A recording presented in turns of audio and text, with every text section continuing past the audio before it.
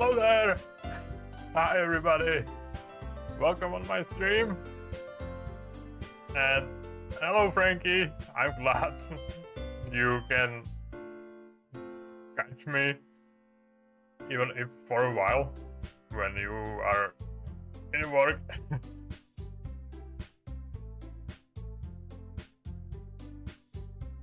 So, this looks like surprisingly everything working. Not like yesterday. So, if you decide to watching me, you probably don't know the biggest horror will be my English.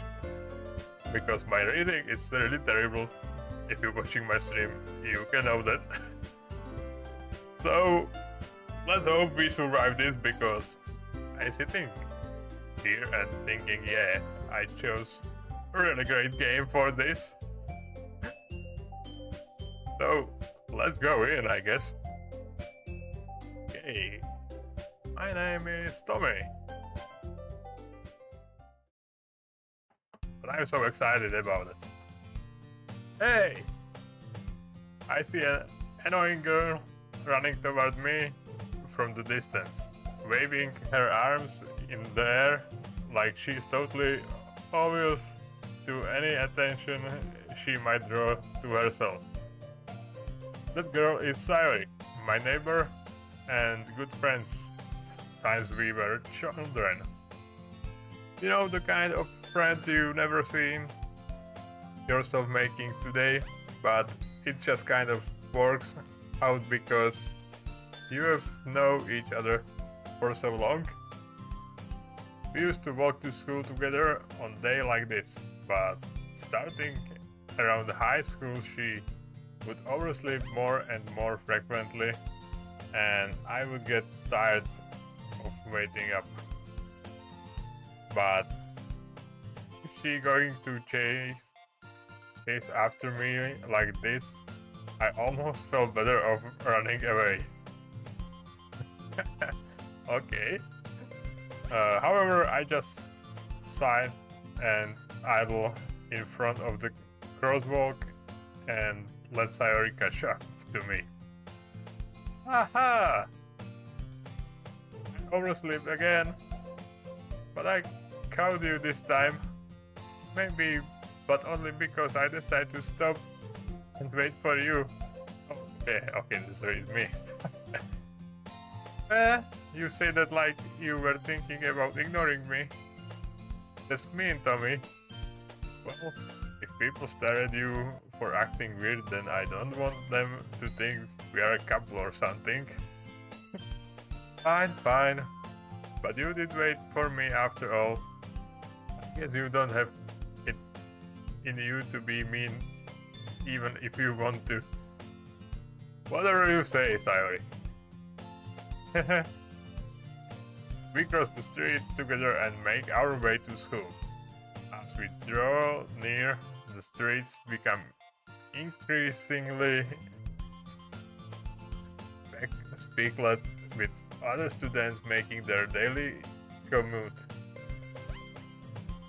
I don't know, but maybe my English will be improved after this. There's a lot of reading and we are only on start.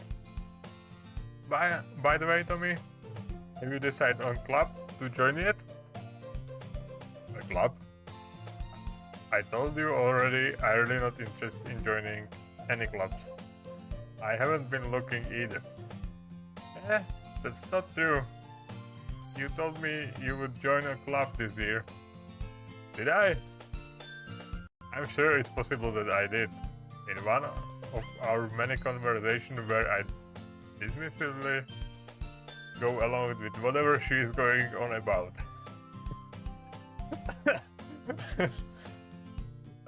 That sounds kinda like me, by the way.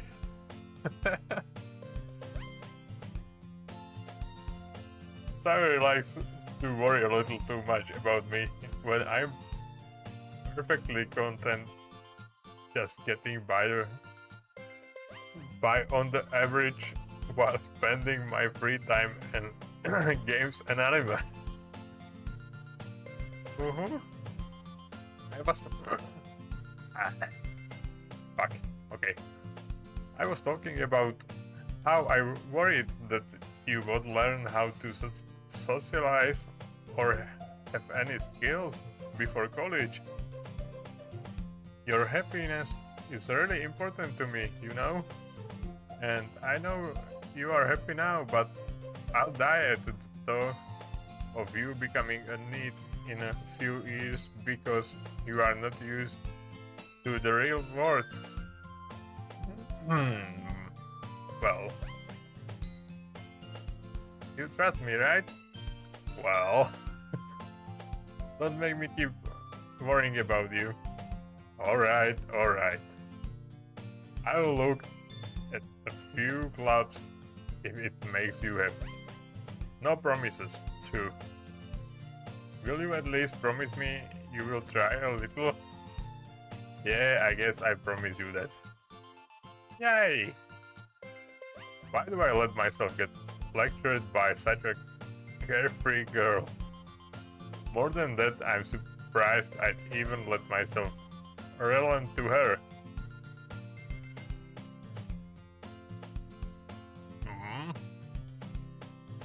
Well, I think that character is pretty like me.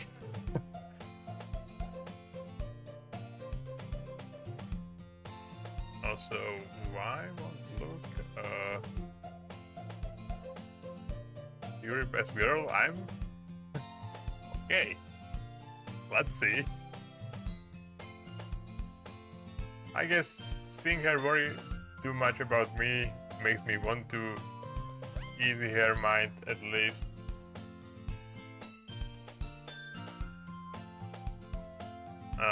A little bit. Even if she does exaggerate everything inside of her head. The school day is ordinary as ever, and it's over before I know it. After I pack up my things, I stare blankly at the wall, looking for an ounce of motivation. Clubs. Sorry, want me to check out some clubs. I guess I have no choice but to start with the anime club. Yeah, that's exactly what I will do. Hello? Sayori. Sayori must have come into classroom while I was spectating out. I look around and realize I'm the only one left in the classroom. Okay, that's not me. I was first to go out. I thought I catch you coming out the classroom, but I saw you just sitting here and spacing out, so I came in. Honestly, you're even worse than me sometimes. I'm impressed.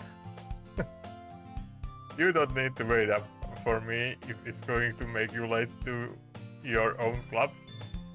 Well, I thought you might need some arrangement, so I thought, you know what? Well, that you could come to my club.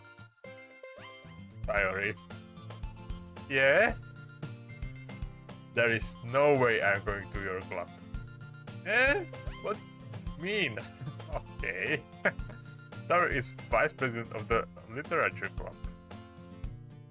Not that I was even aware that she had any interest in literature. In fact, I'm 99% sure she's only did it because she thought it would be fun to help start a new club. Since she was the first one to show interest after the one who proposed the club, she inherited the title vice president. That said, my interest in literature is graduated to be even less. Oh, someone don't like Sayori, I guess. Yeah, I'm going to the anime club. Come on, please. Why do you care so much anyway? Well, I kind of told the club yesterday I would bring in new member. And Natsuki made cupcakes and everything. Don't make promises you can keep. I can't tell if Sayori is really that much of an airhead or if she's so cunning as to have planned all of this out. Well, I think she just think you don't go.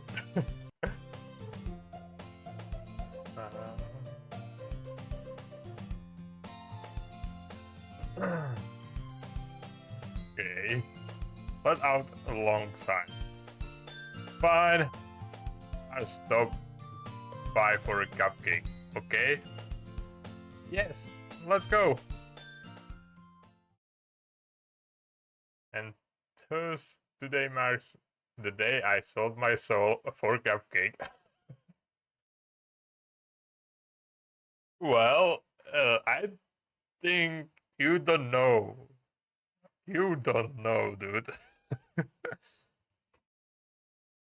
Okay, I detected follow Sayori across the school and upstairs, a section of the school I rarely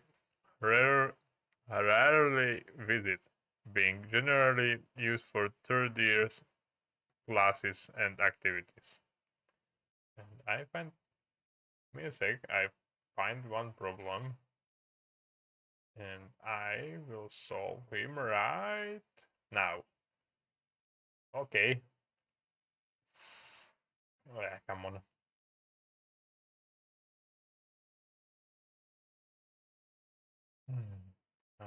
Wait a minute. Where is this? Okay. Saved. Let's go. Let's continue.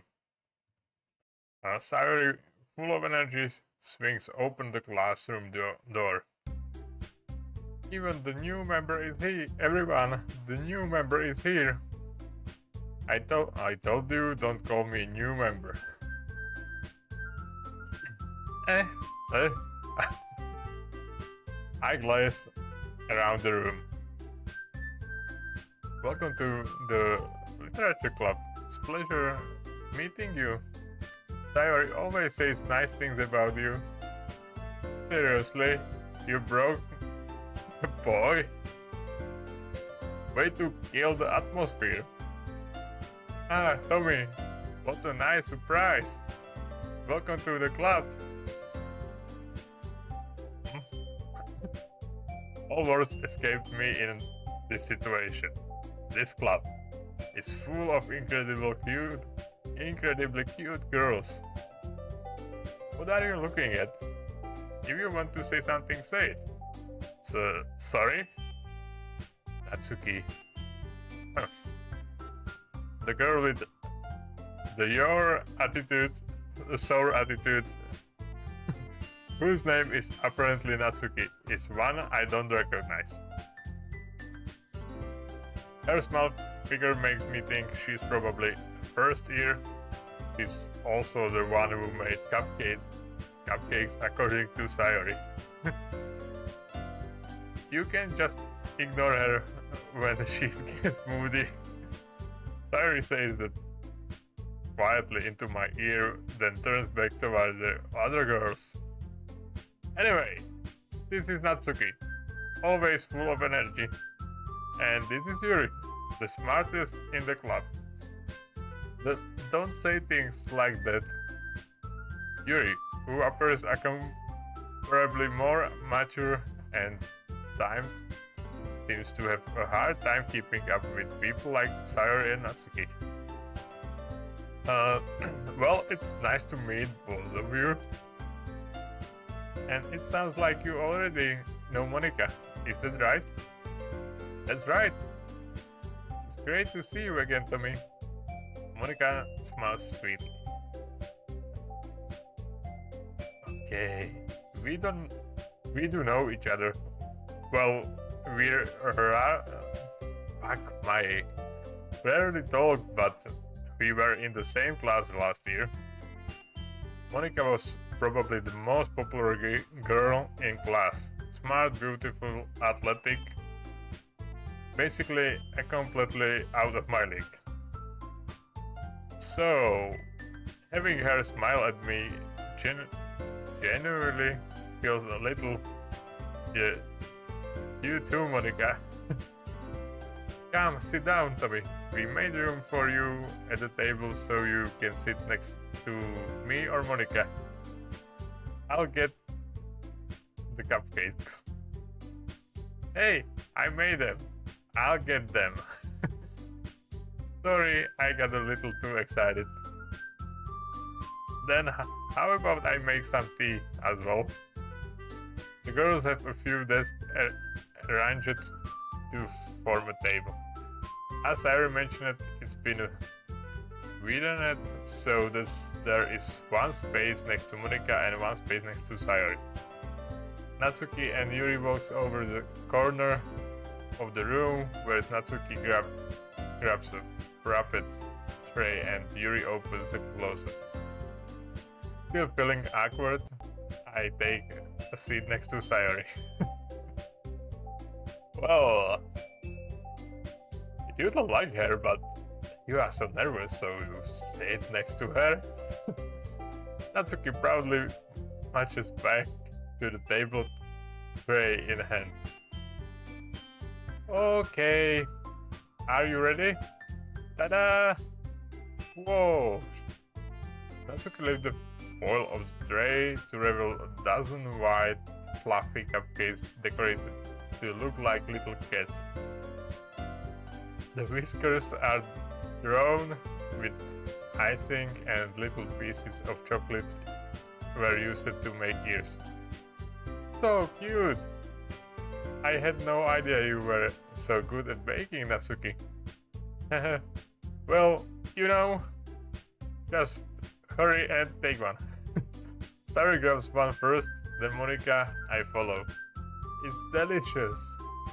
Sayori talks with her mouth full and has already managed to get icing on her face. I turn the cupcake around in my fingers, looking for the best angle to take a bite. Natsuki is quiet. I can't help but notice her sneaking glance in my direction. Is she waiting for me to take a bite? I finally bite down. The icing is sweet and full of flavor. I wonder if she made it herself. This is really good. Thank you, Natsuki. But why are you thanking me? It's not like haven't I heard this somewhere before? Made them for you or anything? I thought you technically did. Sayori said, well, maybe. But not for you know, you dummy.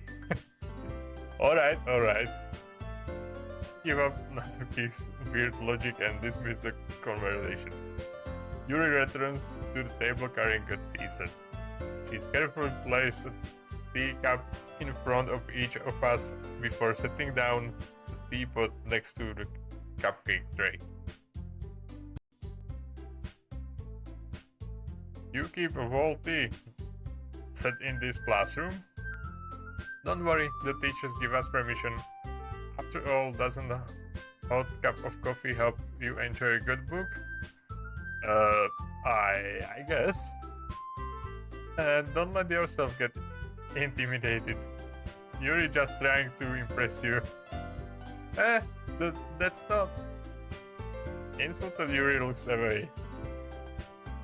I mean, that's, you know, I believe you. Well, tea and reading might not be time for me, but at least enjoy tea. I'm glad.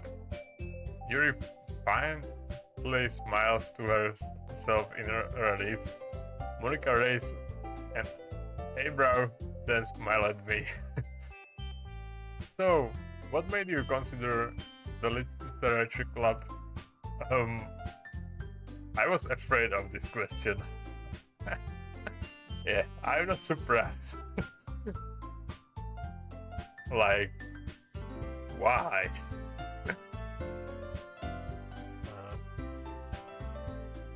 Let's see why. Something told me I shouldn't tell Monica that I was practically dragged here by Sayori. Well, I haven't joined any club yet, and Saori seems really happy here, so it's okay. Don't be embarrassed. We'll make sure you feel right at home, okay? As president of the literature club, it's my duty to make the club fun and exciting for everyone. Monica, I'm surprised. How came you decide to start your own club? You could probably be a board member for any of the major clubs. Weren't you leader of the debate club last year? Ah, well, to be honest, I can't stand all of the politics around the major clubs. It feels like nothing but arguing about the budget and publicity and how to prepare for everything. I'd much rather take something I personally enjoy and make something special out of it. Okay, I need a drink, so give me a second.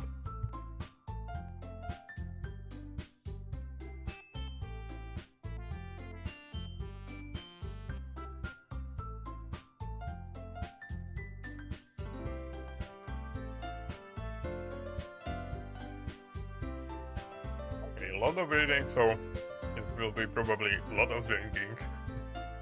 Okay, back to game. And if it encourages others to get into literature, then I'm fulfilling that dream.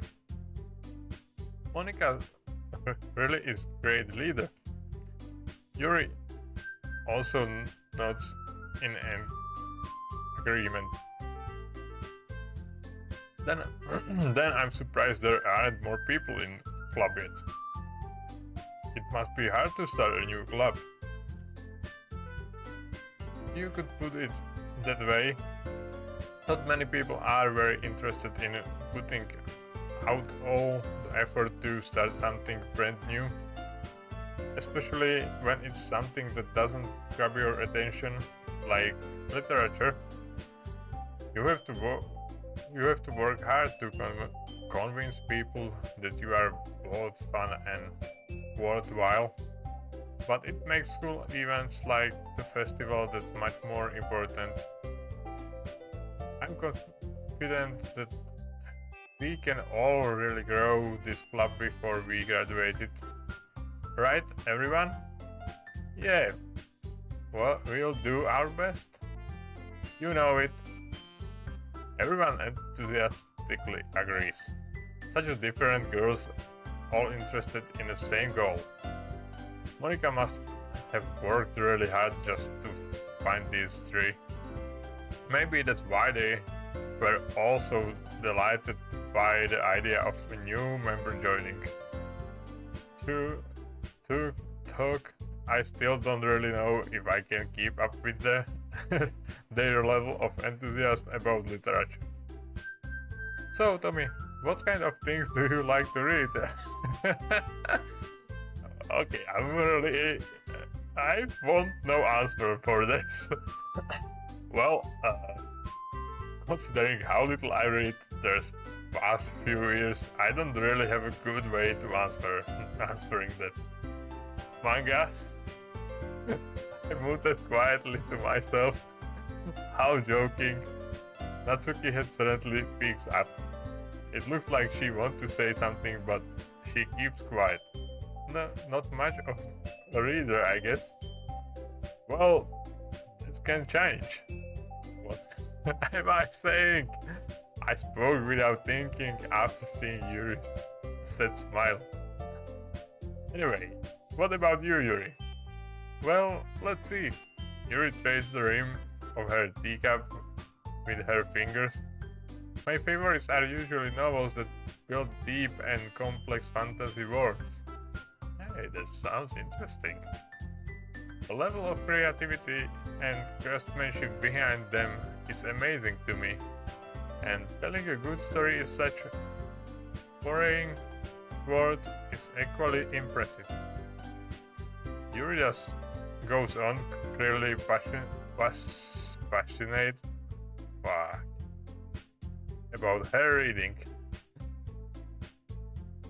She seems so reserved and timid since the moment I walked in, but it's obvious by the way her eyes light up and she finds her comfortably in a world of books, not people.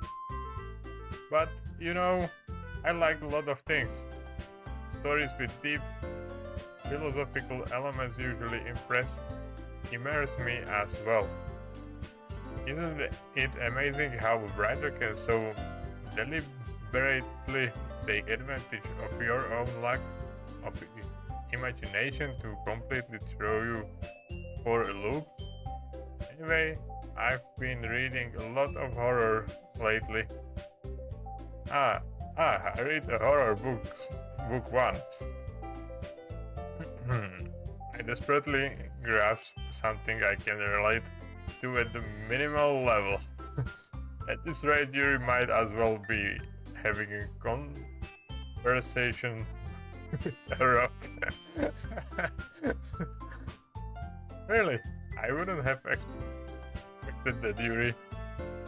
For someone as gentle as you, I guess you could say that. But if a story makes me think or takes me to another world, then I really can't put it down. Surely, horror is often very successful at changing the way you look at the world, if only for a brief moment. That's kinda true. I hate horror. Oh, why is that? Well, Natsuki eyes dart over to me for a split second. Never mind. That's right, you usually like to write about cute things, don't you, Natsuki? What? What gives you that idea? You left a piece of scrap paper behind last club meeting. It looked like you were working on a poem called Don't Say It Out Loud and give that back. Fine. Your cupcakes, your poems, everything you do is just as cute as you are. Sari sits up behind Natsuki and pulls her hands on her shoulders. I'm not cute. Natsuki, you write your own poems? Well, I guess sometimes. Why do you care? I think that's impressive. Why don't you share them sometimes? No. Natsuki averts her eyes. You wouldn't like them. Not a very confident writer yet. I understand how Natsuki feels. Sharing that level of writing takes more than just confidence. The true form of writing is writing to oneself. You must be willing to open up your reader's exposition, your vulnerabilities, and showing even the deepest reaches of your heart. Do you have writing experience too, Yuri? Maybe if you share some of your work, you can set an example and help Natsuki feel more comfortable enough to share hers. Yeah, that's actually what I expect. I guess it's the same for Yuri.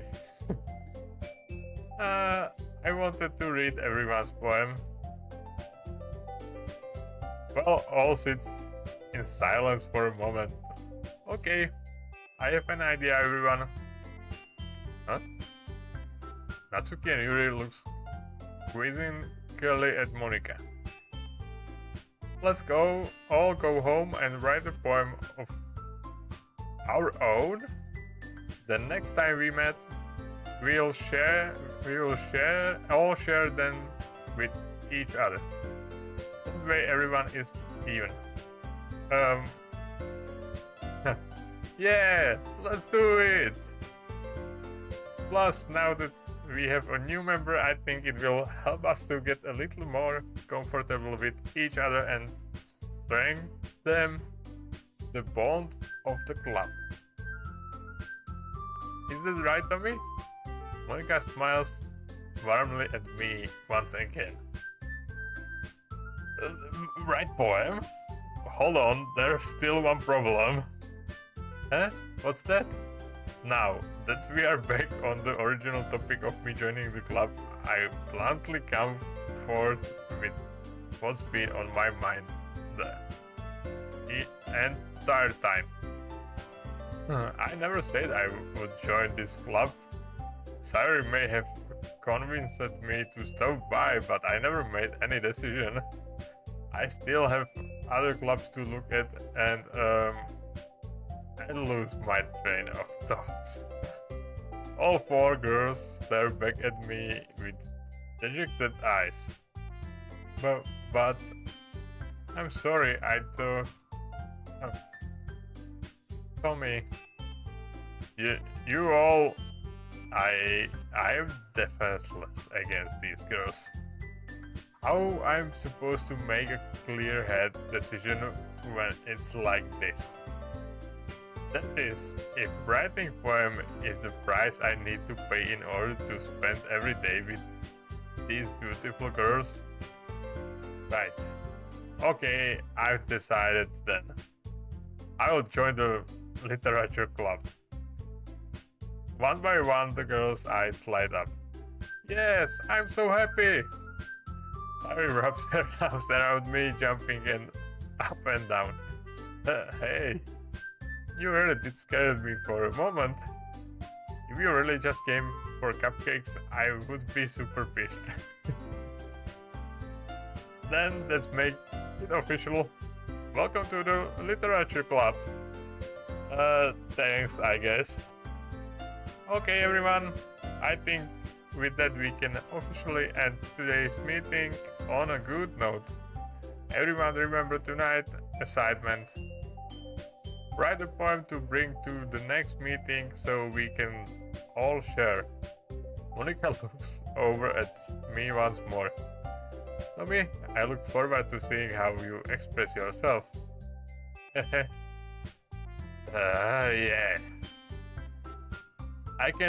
Can I really impress the class, Star Monica, with my mediocre writing skills?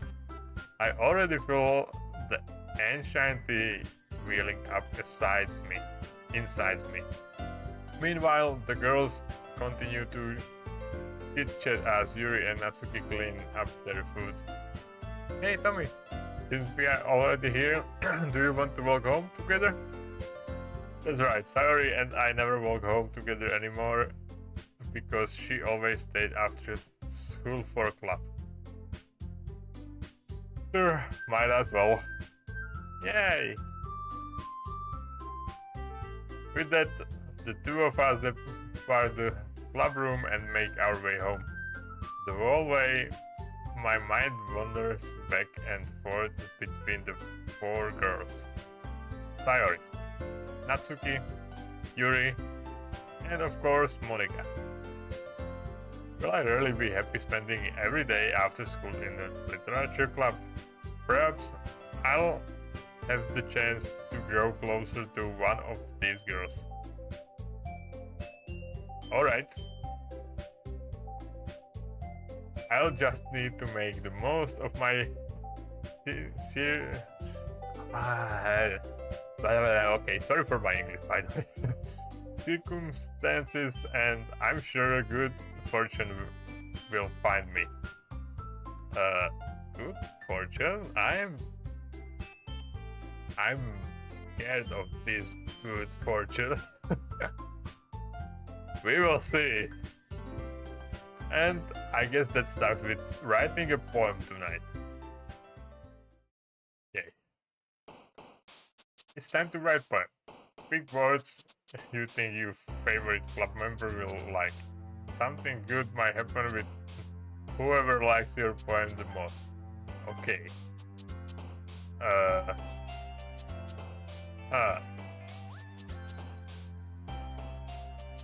Precious.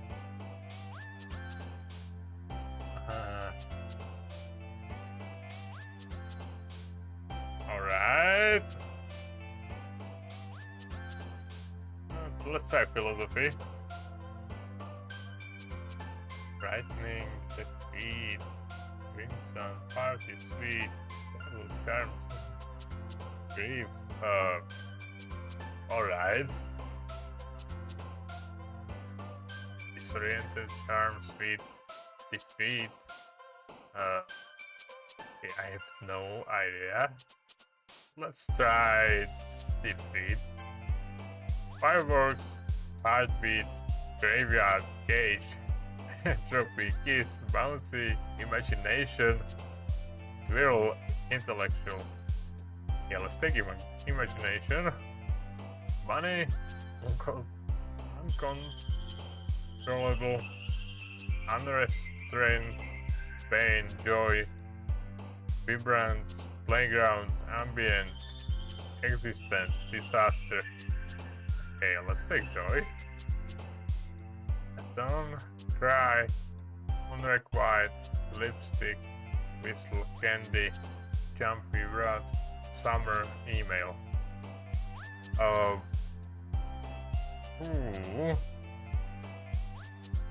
Unrequited? This will be weird. I don't know what can I make from this, but okay. Parfait, treasure, universe, depression, tenacious, games, Valentine, night gone, warm, clumsy. Okay, that's easy. Let's get big games.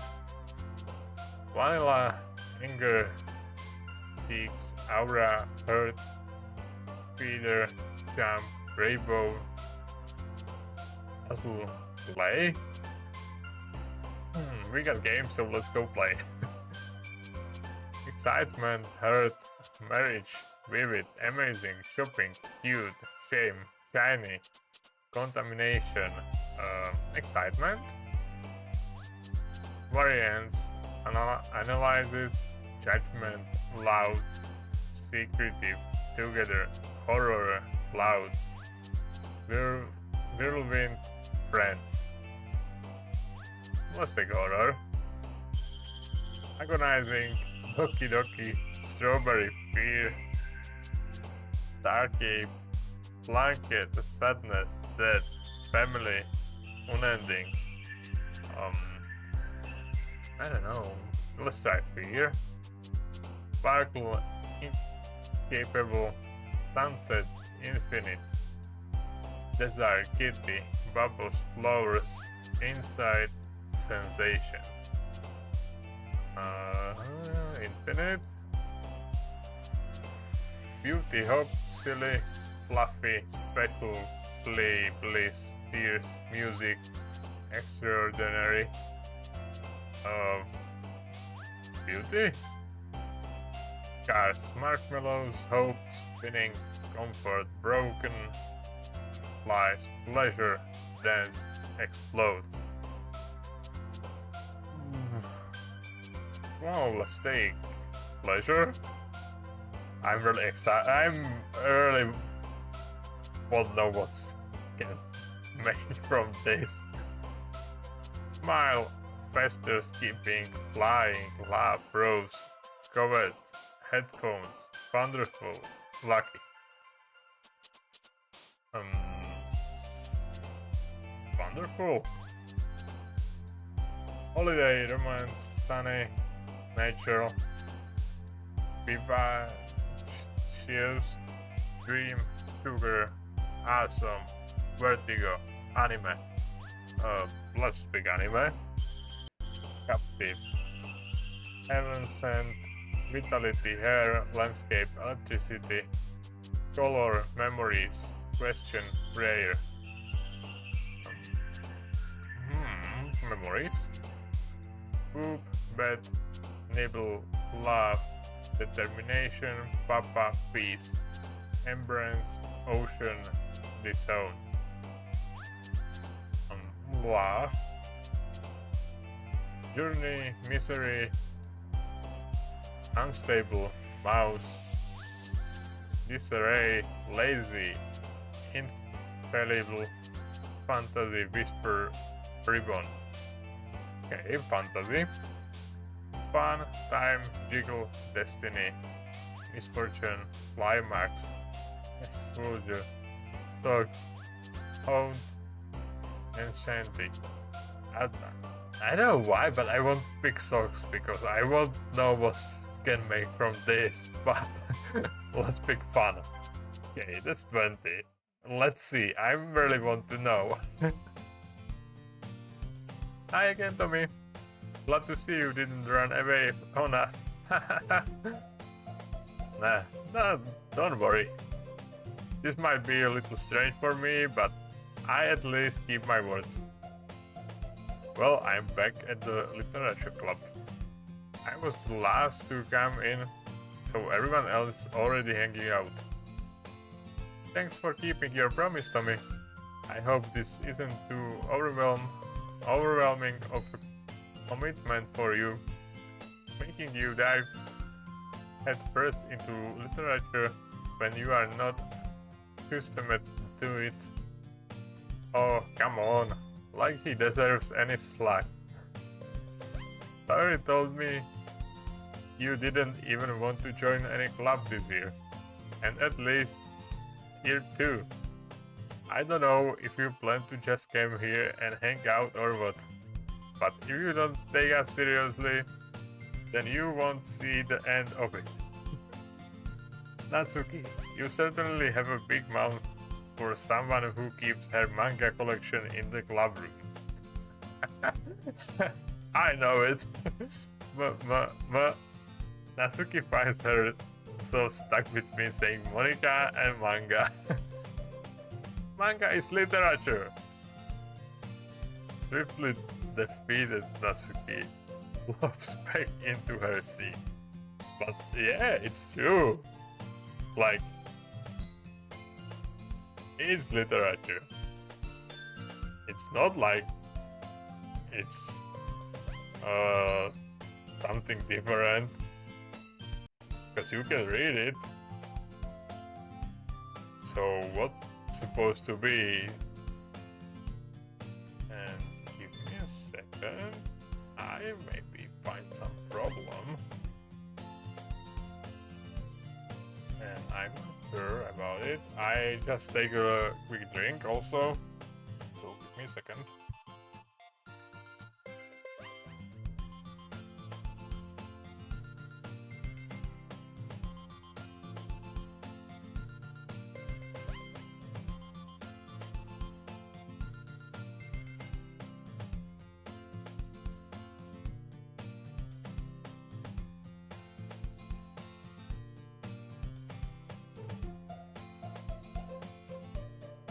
Okay, what's happening? Because something, and I'm scared about it. What's this? Some technical difficulties, so give me a second.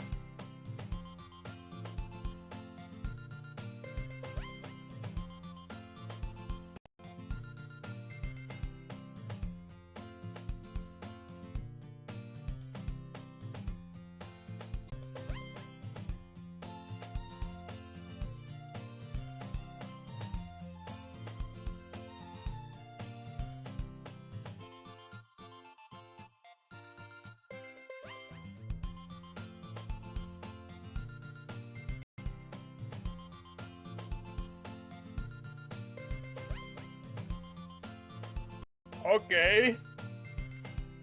Hello, back. I hope everything's running now.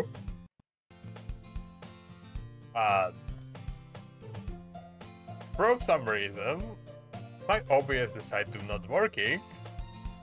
So I absolutely have no idea how long you don't see anything. But let's hope it was not that long. And let's hope everything working now again. So I'm early. Oh, I'm back. Okay. Yeah, my OBS just stopped working. So let's hope it's everything okay now.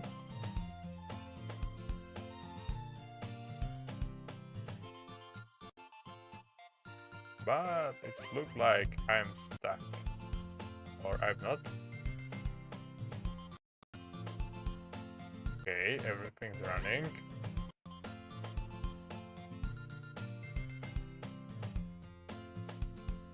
Yeah, everything's should be okay now. So I hope you don't miss too much. And I checked one thing. But yeah, it looks like everything's okay now. So let's continue. And one thing I put here. Okay. So let's hope my OBS will be working now. It certainly looked good today, so I expect that we can have good stream without any troubles, but no, of course not. So let's go back to play a game. I don't know where my stream ends, so yeah, I write some poem and I'm back in club and it looked like I go to read it right now, so let's go into it.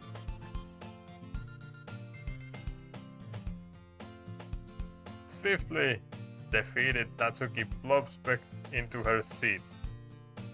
Don't worry, guys. Tommy always give it his best as long as he is having fun. He helps me with busy work without me even asking. Like cooking, cleaning my room. You dependable. How dependable? Sorry, that's because your room is so messy, it's distracting. And you almost set your house on fire once. Is that so? You two are really good friends, aren't you? I might be a little jealous. How come? You and Tommy can become good friends too? So sorry. As usual, Sayori seems obvious to the weird situation he just puts me into. Oh, Yuri even brought you something today, you know? Wait, Sayori. Me? Not really. Don't be shy. It's really nothing. What is it? No, never mind. Sayori made it sounds like a big deal when it's really not. Oh, what do I do? I'm sorry, Yuri. I wasn't thinking. Well, it looks like that's kinda normal for you, Sayori, but...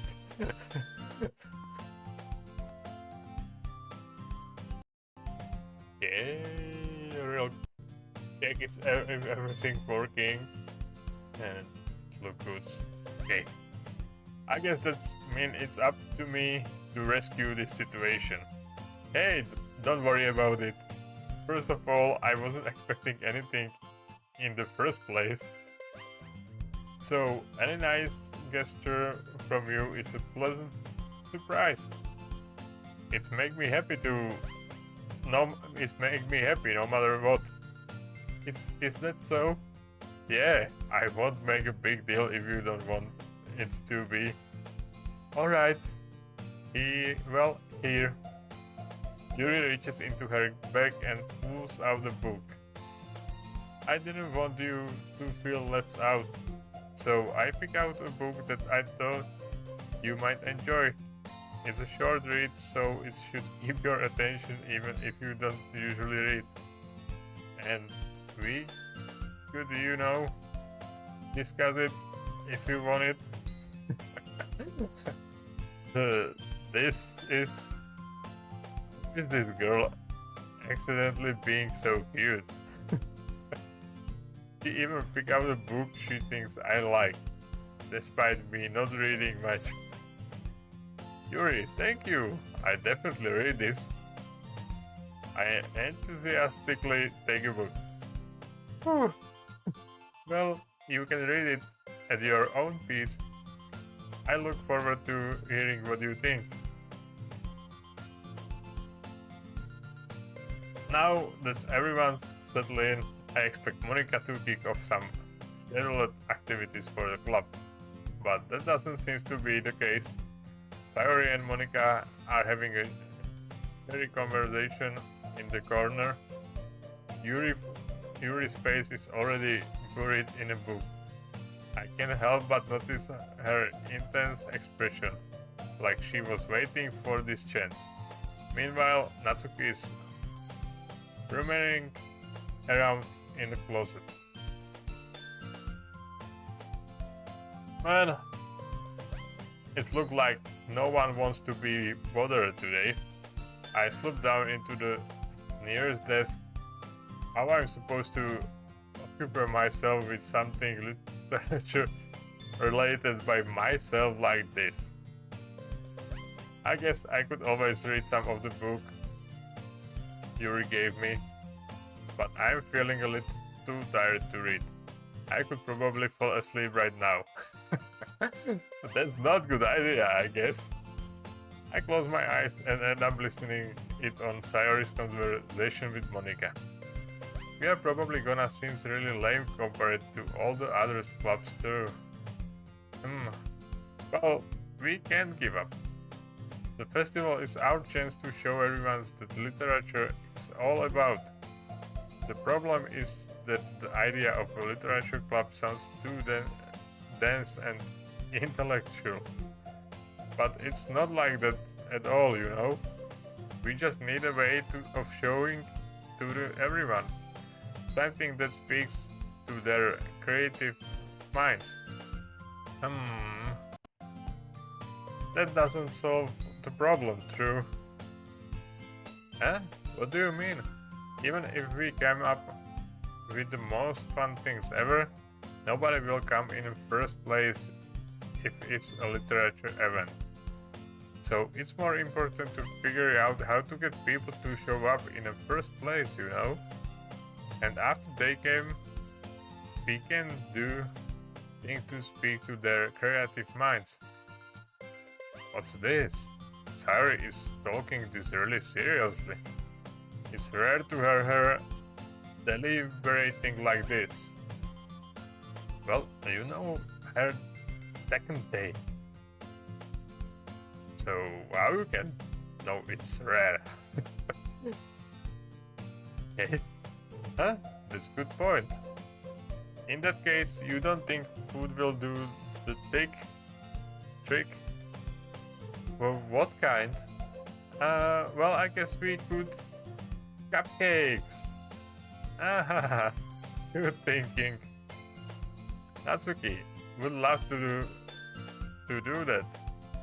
Ah, sure, right. Natsuki makes the best cupcakes. That works out perfectly. That wasn't why you suggested it. Cupcake speaks to my creative tummy. Cupcakes it is then. I'm hungry. Anyway, we still need to work out the details of the event itself.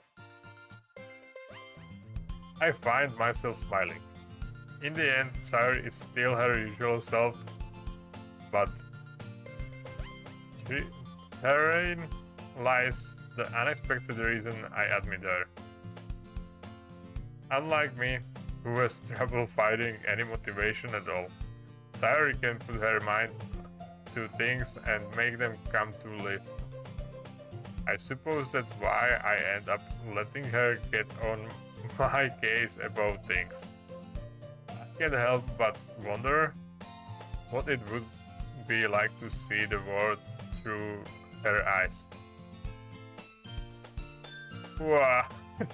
I open my eyes to find Sayori's face filling my vision. I nearly fall out of my chair. Sorry. Wait, actually, I'm not sorry at all. It's your fault for sleeping like that.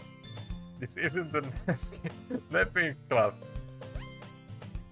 Does our school have a napping club? You're staying up late again, aren't you? Now that you are in club, you are gonna have less time for anime, you know? Wait, what? That was not a plan, I guess. You will need to get used to it.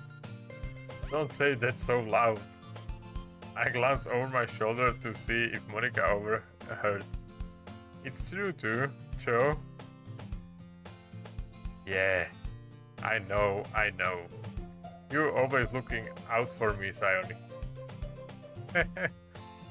It's what I do best. That's a problem. What about you? You look out for me better than you look out for yourself. You're still oversleeping every day, aren't you? No, not every day. That's not very convincing. How many days this past week have you gotten up on time? It's secret. I know it. Come on. Please give me the benefits of doubt. I can't even do that. Look, Sayori, it's written all over you. Sayori glanced around at herself. How is it written all over me? You were clearly in a rush this morning. Look, your hair is sticking around and is sticking all around here. I run my fingerprints down the side of Sayori's hair, trying to straighten it out. Man, you really need a brush for this. My hair is just really hard to get right. I won't fall for that. There's more than just your hair. Look, your bow isn't straight either. And there's toothpaste straight on your collar right here. I try to wipe off the stain with my finger, but nobody would ever notice that. Of course they would. Nobody's gonna tell you about it because they don't want to embarrass you. Fortunately, I really don't care about it. Hey, you mean... And you don't even keep your blazer buttoned up. Seriously, Sayori, why do you think you don't have a boyfriend yet? That's super mean. Sorry, but you will thank me later. I start to button her blazer from the bottom. Once you see how much better it looks, you will change your mind. This is so funny. What is? Well, I was just thinking how weird it is to have a friend who does these kind of things. Don't say that. You make me feel weird about it, stupid. It's okay too.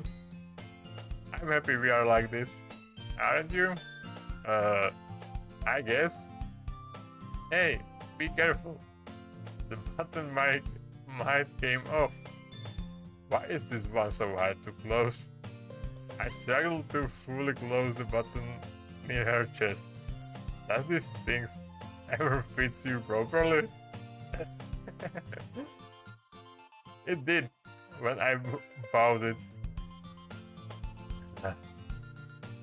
If you ever buttoned it, you would have noticed sooner that it doesn't fit you anymore. What are you smiling about? It means my boobs are bigger again. Don't say that out loud. You look much better now, so why does it feel strange to see Sayori's blazer button up like that? But it's so stuffy. It's not worth it at all. Sayori hastily unbuttoned her blazer once more. Whew. That's so much better. Sayori puts her arms out and twirls around. So, if I keep it unbuttoned, then I won't get a boyfriend, right? What kind of logic is that? And why are you saying that like it's a good thing? Because if I have a boyfriend, then he wouldn't even let you do the things like this. And you take care of me better than anyone else would anyway. So that's why I'm keeping it unbuttoned. Stop saying all these embarrassing things. Huh? I didn't say anything embarrassing. Jeez. Well, anyway, just focus on trying to wake up a little earlier. Only if you focus on going to bed early. Fine. It's a deal. I guess we really are better at taking care of each other than we are at taking care of ourselves. Yeah, I guess so. So, maybe you should wake me up in the morning? You are doing it again, Sayori. But I was joking that time. Well, it's impossible to tell with you sometimes. Okay, everyone. Monika suddenly calls out. Why don't we share the poems we wrote now?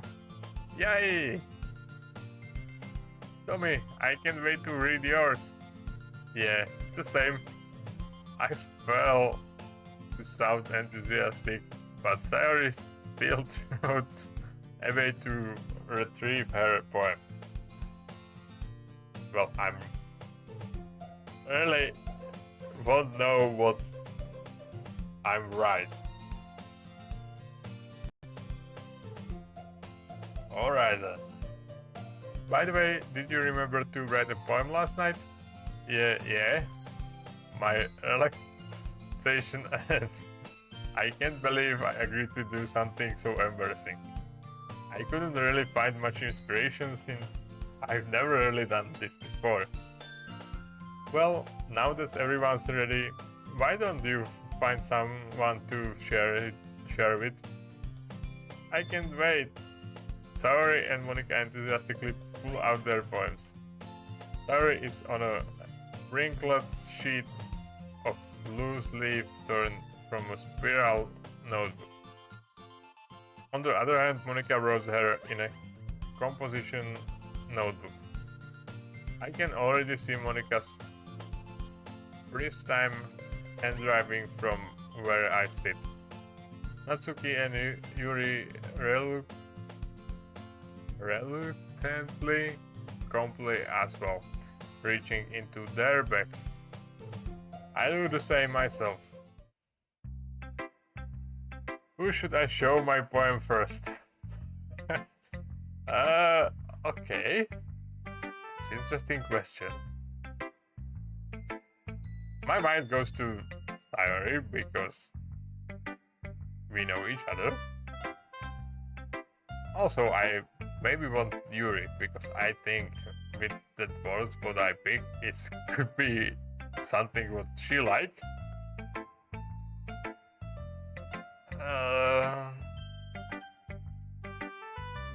Yeah, let's take Yuri first. Yuri seems the most experienced, so I should start with her. I can't trust her opinion to be fair.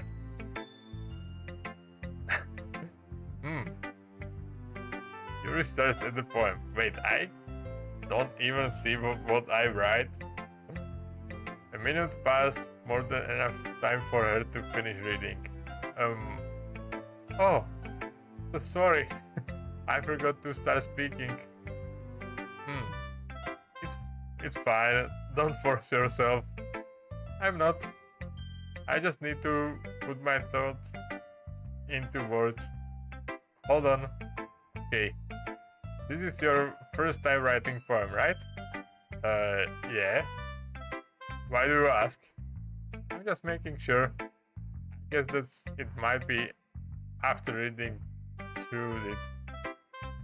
Ah, so it's that bad? No! Did I just raise my voice? I'm sorry. Yuri buries her face in her hands. I couldn't help but notice that it's been several minutes and we really haven't gotten anywhere. It might take Yuri a while to get used to new people. It's fine, I really didn't notice. What were you saying? Right, it's just that there are specific writing habits that are usually typical of new writers, and having been through that myself, I kind of learned to pick up on them. I think the most noticeable thing I recognize in new writers is that they try to make their style very deliberated. In other words, they tend to pick a writing style separate from the topic matter, and they form fits the two together. The end result is that both the styles and the expressiveness are weakened. Once Yuri finds her train of talks, it's as if her demeanor totally changed. Her stammering is completely gone and she sounds like an expert. Of course, that's not something you can be blamed for. There are so many different skills and techniques that go into writing even a simple poem. Not just finding them and building them, but getting them to work together is probably the most challenging part. It might take you some time, but it all comes with practice and learning by example and trying new things. I also hope that everyone else in the club gives you valuable feedback. Natsuki can be a little bit biased. True. Biased? How? Well, never mind. I shouldn't be talking about people like that. Sorry. It's fine. I'm not sure if Yuri is apologizing herself to me or to Natsuki. Do you mind if I read your poem now? Please do. I'd love to share my thoughts process behind it. Yuri smiles grimly, as if that's a rare opportunity for her, which itself is kind of funny. After all, isn't this supposed to be a literature club? Ghost under the light. Okay. I'm bad in reading, and reading in this style can be a little bit hard.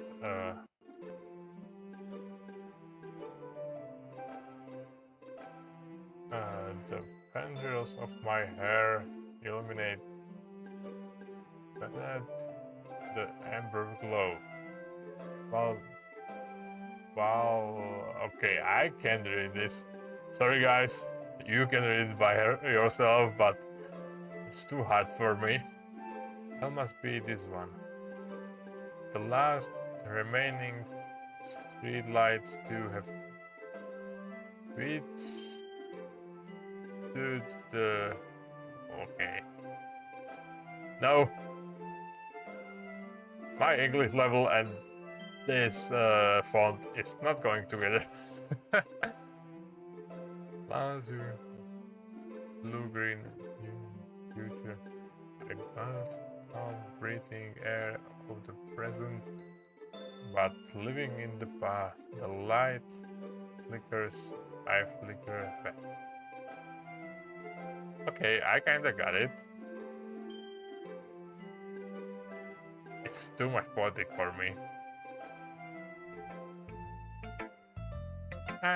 I'm sorry, I have such terrible handwriting. What? I wasn't thinking that at all. But it took you a long time to read. Well, I just don't read scripts very often. I actually think your handwriting is pretty. Like, yeah, it looks pretty, but it's hard to read. That's a relief. Also, I like the poem. Even though it's short, it was really descriptive. It wasn't too short. I usually write longer poems. Not at all. I'm really glad you like it. I'll be honest, since it's our first time sharing, I wanted to write something a little more mine. Something easy to digest, I suppose. Are you into ghost theory? Huh? Actually, the story isn't about ghosts at all, Tommy. Really? I must have totally missed the point. Well, I suppose you did only glance over it after all. But remember, the poems often express their own thoughts, feelings, and experiences in their work. They usually do more than tell a simple story of paint a picture. In this case, perhaps the subject of the poem is only being symbolically compared to a ghost, lightering in her last remaining place of comfort, unable to let go of the past, and soon to be left with nothing. That's a lot more solemn putting in that way. I hadn't even thought of that. That's impressive. It's nothing, really. Well, it's make me happy that you think that. Just remember that it won't be long before you pick up on these things too. Yeah, maybe you are right. I guess I'll have to keep trying. I'm counting on you. Okay. Who should I show my poem to next? Okay, let's show it to Sayori. He was so excited about it, so let's go.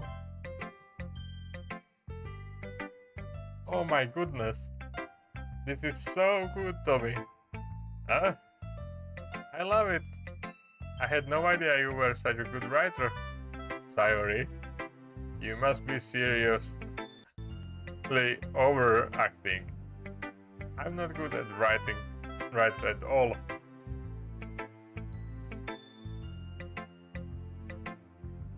Sorry.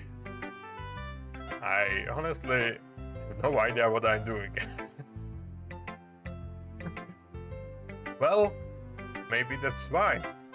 Because I have no idea what I like either. Haha. Jeez. Yuri's opinion was way more constructive than this. Maybe even Natsuki's. Are you sure you don't like it just because I wrote it?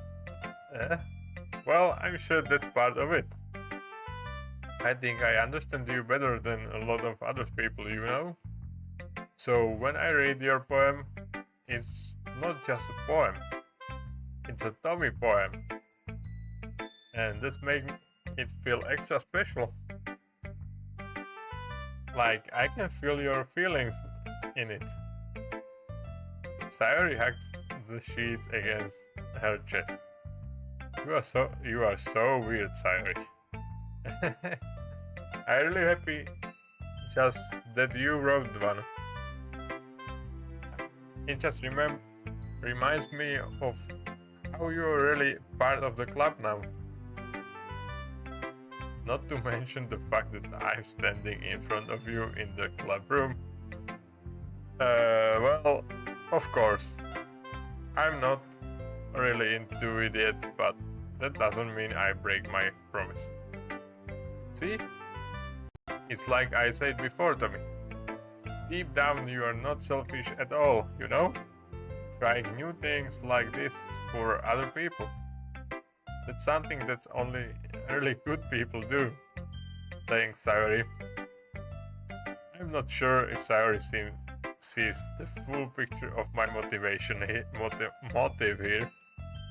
Then again, I can't deny that she's part of the reason I joined. Knowing how much this meant to her and all.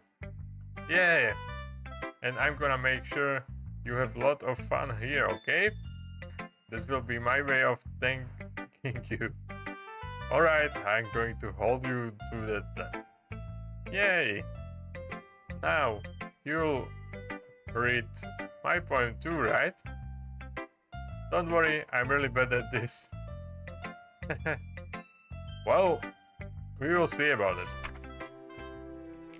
Dear sunshine, the way you glow through my blinds in the morning, it makes me feel like you missed me.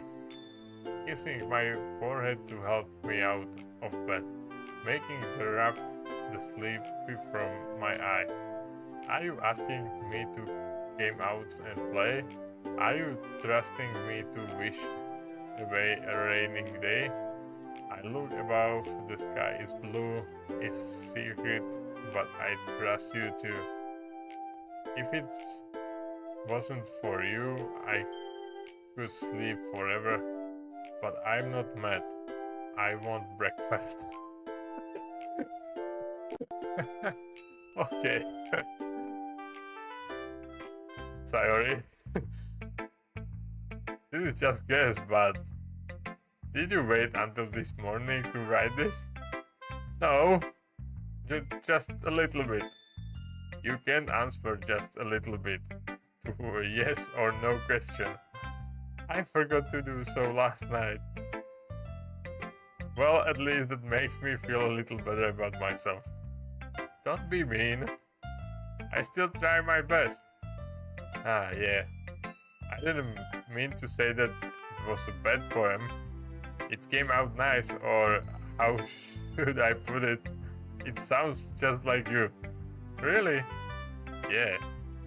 Especially the last line. I made eggs and toast. Even though you were late to school. It's bad to skip breakfast. I get all cranky. Well, I guess there's no point in arguing. Anyway, thanks for showing me. This was so much fun. Monica's the best. Ah, yeah. But next time, I won't forget. And I'm gonna write the best poem ever. Well, I guess I look forward to do it. Okay, let me take a drink.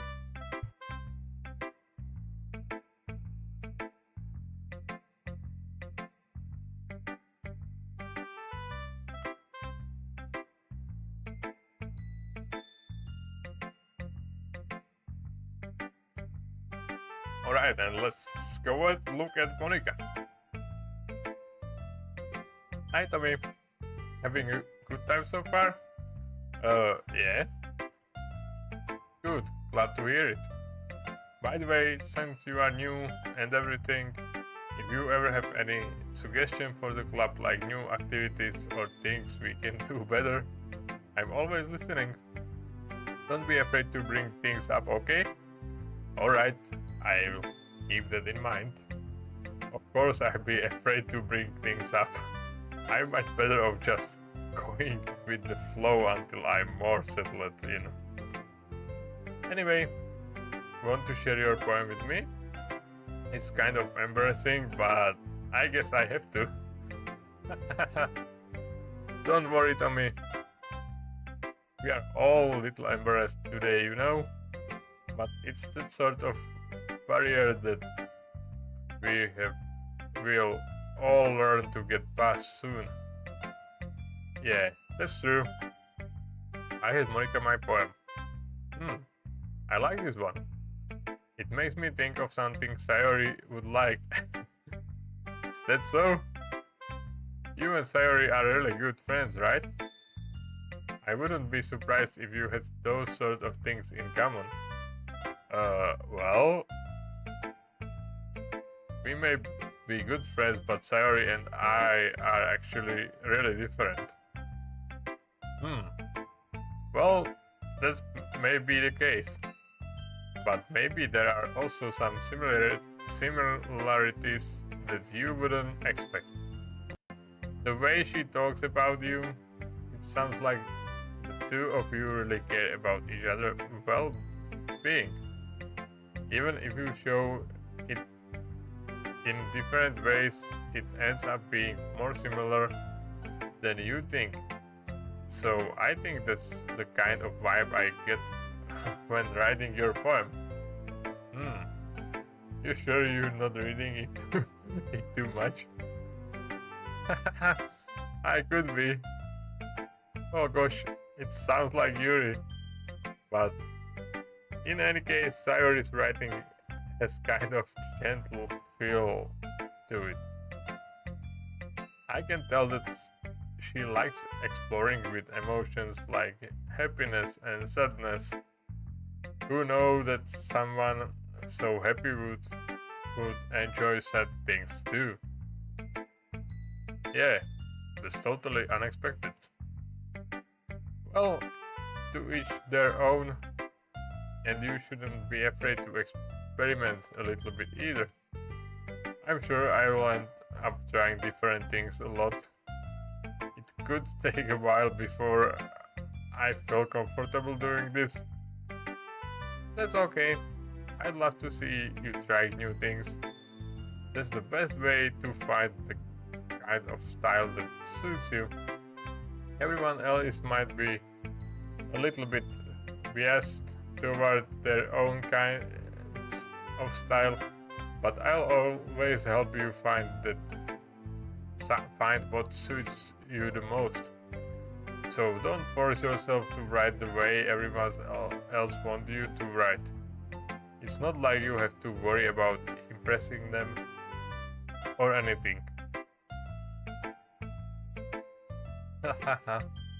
Anyway, do you want to read my poem now? Don't worry, I'm not very good. You sound pretty confident for someone who claims to not be very good. Well, that's cause I have to sound confident. That doesn't mean I always felt that way, you know? I see. Well, let's read it then. All involved. Interesting. It couldn't have been me.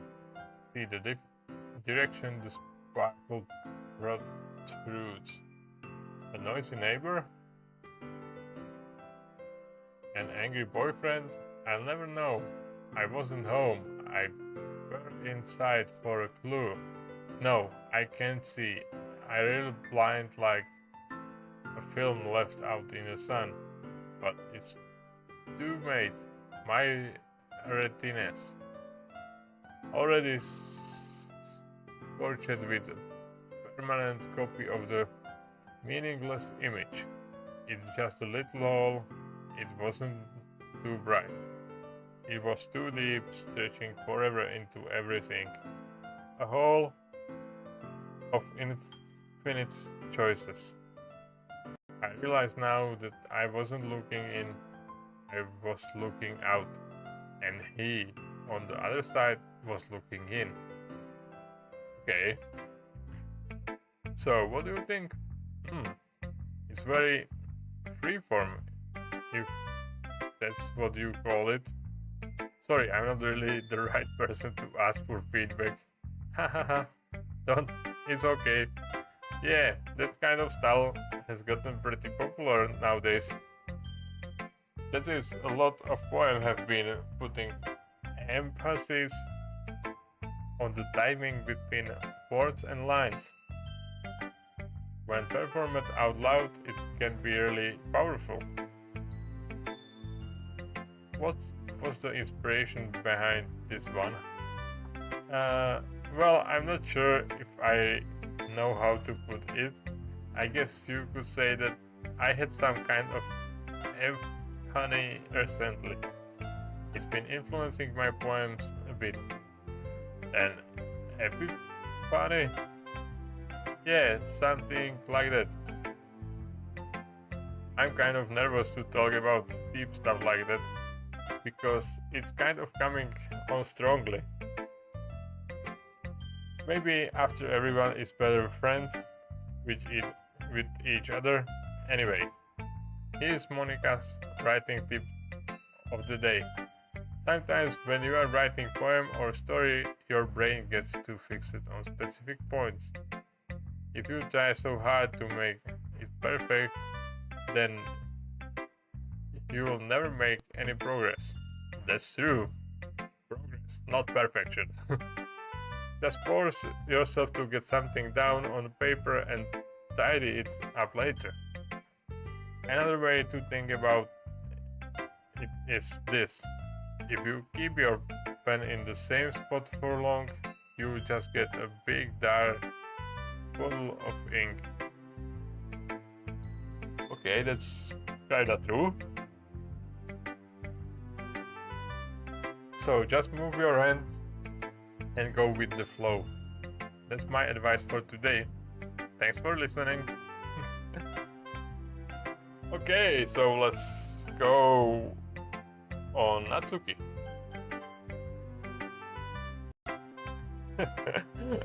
She doesn't look that she wanna do this.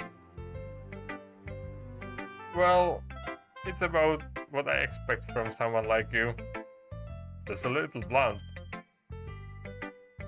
Well, excuse me. It's not like I said it was bad. It just didn't evoke any emotions. So basically, it's not cute enough for your taste. Do you want to get smacked? I'll pass. Well, anyway, I guess I need to show you mine. Not that you like it. Okay, that's not that long. With surprise.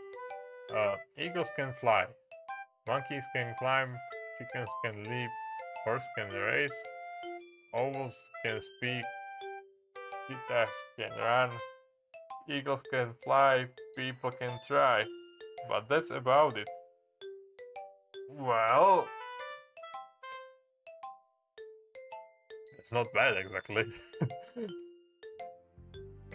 Yeah, I told you that you weren't gonna like it. I like it. What? Just be honest. I am. Why are you so convicted that I wouldn't like it? Well, because everyone in high school thinks that writing has to be all sophisticated and stuff. So people don't even take my writing seriously.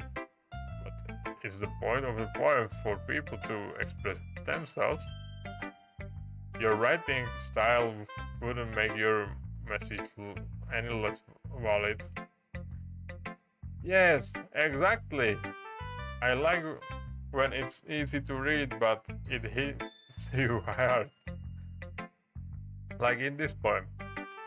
Seeing everyone around you do great things can be really disheartening. So I decided to write about it. Yeah, I understand. But the other nice things about simple writing is that it puts more weight on the word play. Like I set up for a rhyme at the end, but then made it fall flat on purpose. It helps bring out the feeling in the last line. So you did, I guess, more went into that, I realized. That's what it means to be a pro. I'm glad you learned something. Didn't expect it from the youngest one here. Did you? Yeah, I guess not. I decided to humor her with the last comment. I don't really care how old everyone is, but if Natsuki is feeling proud, then I won't take it away from her. Phew, I guess that's everyone. I'm glanced around the room. That was a little more stressful than I anticipated. It's as if everyone just judging me for my mediocre writing abilities. Even if they are just being nice, there is no way my poems can stand up like this. Wait. Nice, keep it. Sorry? Okay, just being... even if they're just being nice, there's no way my poem... Okay. Sorry guys. This is literature club after all. I signed. I guess that's what I end up getting myself into. Across the room, Sayori and Monika are happy chatting. My eyes land on Yuri and Natsuki. They gingerly exchange sheets of paper, sharing their respective poems. As they read in tandem, I watch each of their expressions change. Natsuki eyebrows furrowly in frustration.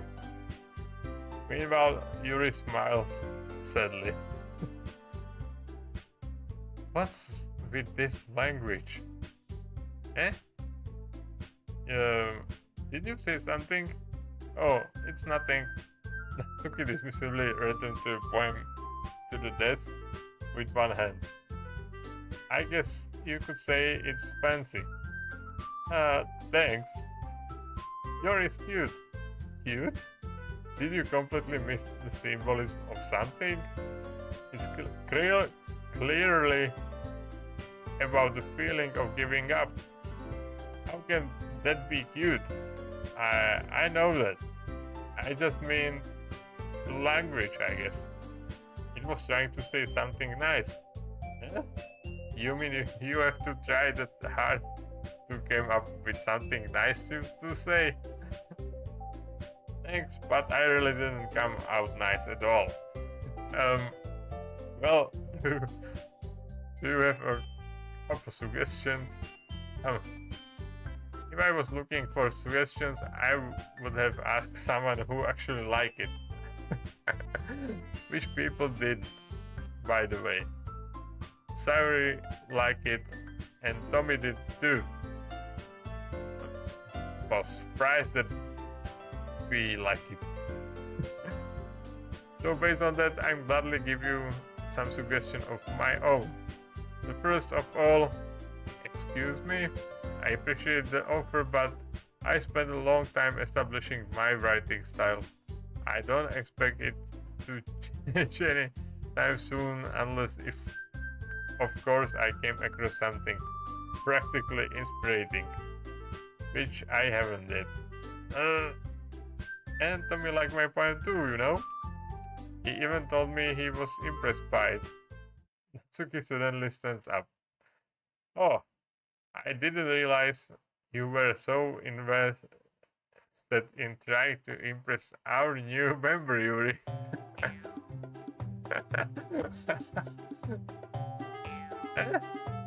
It's not what Yuri stands up as well.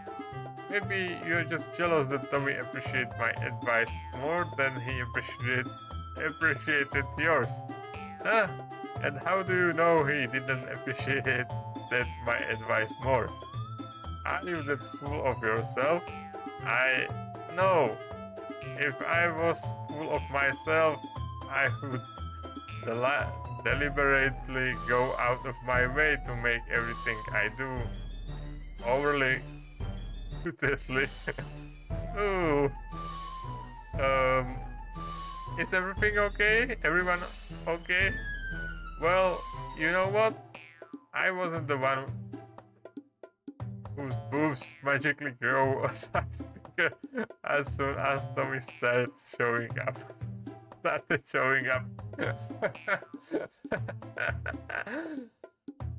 Natsuki.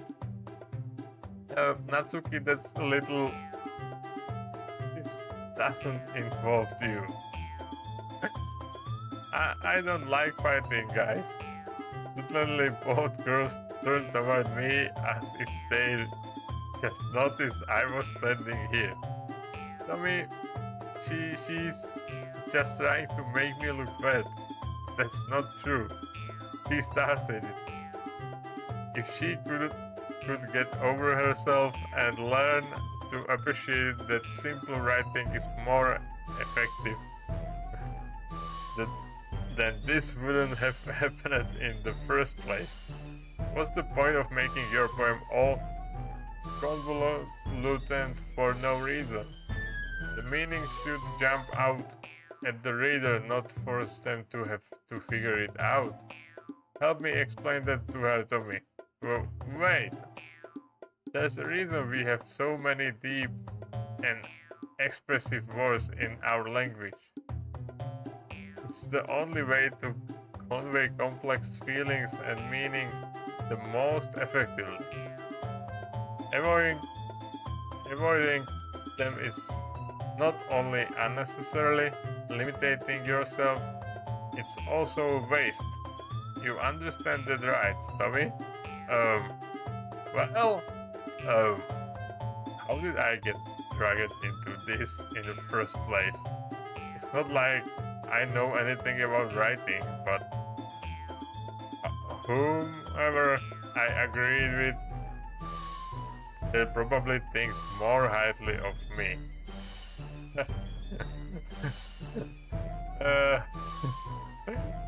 That's odd.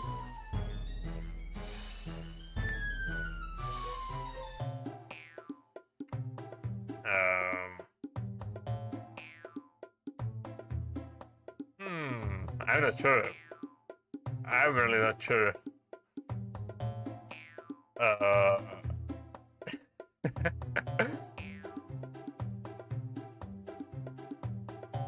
Like, you know, that's Natsuki is. Okay, let's focus on what they write, alright? This Natsuki is so complicated, and understand this thing is you need to really be a little bit into these things. And that was make Yuri is maybe too much simple, but I think it's better because it's easiest. But who I want to help?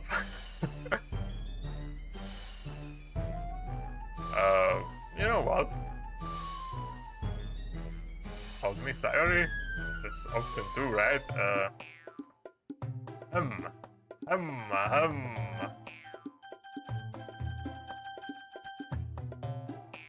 You know, I will go the neutral way right now, so help me, Sayori. Natsuki? Wait, I don't pick up Natsuki. Natsuki glares at me, drying up any words I had in my mouth. So instead, I turn to Yuri. Yuri? Okay. But Yuri's expression is so defenseless that I can't bring myself to say anything to her. Sayori? Yeah? Everyone's fighting is making Sayori uncomfortable. How can the two of you keep fighting when you know you're making your friend feels like this? Tommy? Well, that's her problem. This isn't about her. I agree. It's unfair for others to interject their own feelings into our conflict. Yeah. Unless Sayori wants to tell Yuri what a stuck up jerk she's being. She would never. It's your immaturity that's made her upset in the first place. Excuse me? Are you listening to yourself? This is exactly why. Exactly why nobody likes. Stop! Natsuki, Yuri, you guys are my friends. I just want everyone to get along and be happy. My friends are wonderful people, and I love them because of their differences. Natsuki's poem, they are amazing because they give you so many feelings with just a few words. And Yuri's poem, you are amazing because they paint beautiful pictures in your head. Everyone's so talented. So why are we fighting? Because, well, also, Natsuki cute and there's nothing wrong with that. And Yuri's boobs are the same as they always were. Big and beautiful. Alright. Sayori. That's triumphantly. Monika stands behind her with bewildered expression. I'll make some tea. Yuri rushes off. Natsuki sits down with a blank expression on her face, staring at nothing. So, this is why Sayori is vice president. I whispered to Monika. She nods in return. To be honest, I might come off as a good leader and I can organize things. I'm not very good with people. I couldn't even bring myself to interject. As president, that's kind of embarrassing of me. Nah, it's not like I can blame you. I wasn't able to say anything either. Well, I guess that just means Sayori is amazing in her own way, isn't she? You could say that. She might be an airhead, but sometimes it's really suspicious that she knows exactly what she's doing. I see. Take good care of her, okay? I would hate to see her get herself hurt. Okay. That makes two of us. You can count on me. Monika smiles sweetly at me, causing my stomach to knot. Such a genuine person really does make a good president, regardless of what she says. If only I could get the chance to talk to her a little more.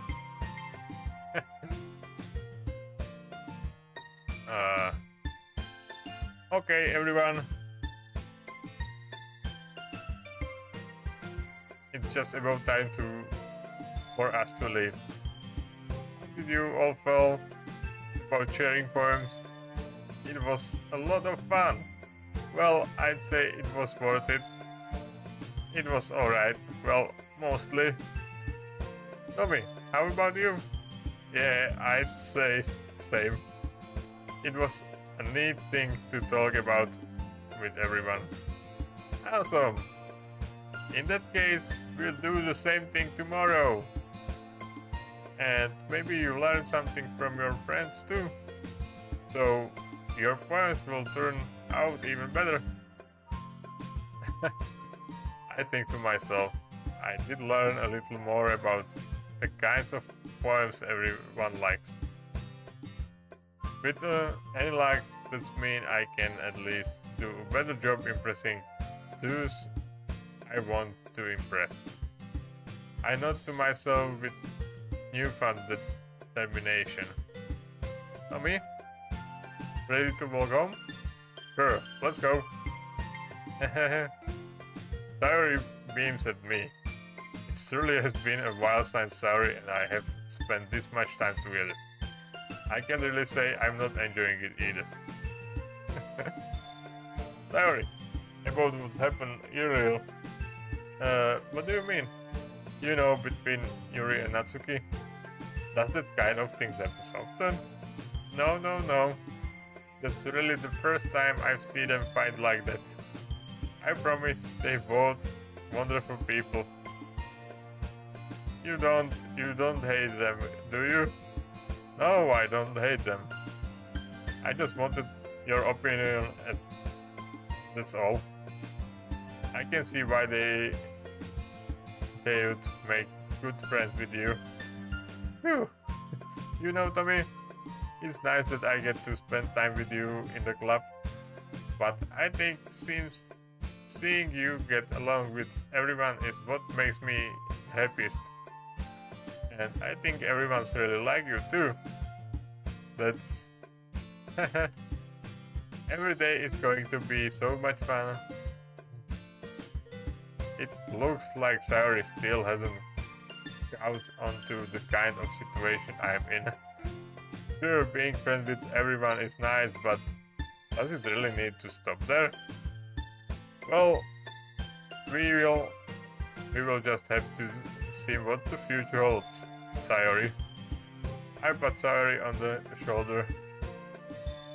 I say that more to myself than to her, but it's easy to use Sayori as an internal monologue sometimes. Okay, yeah, let's do this. Okay, new poem.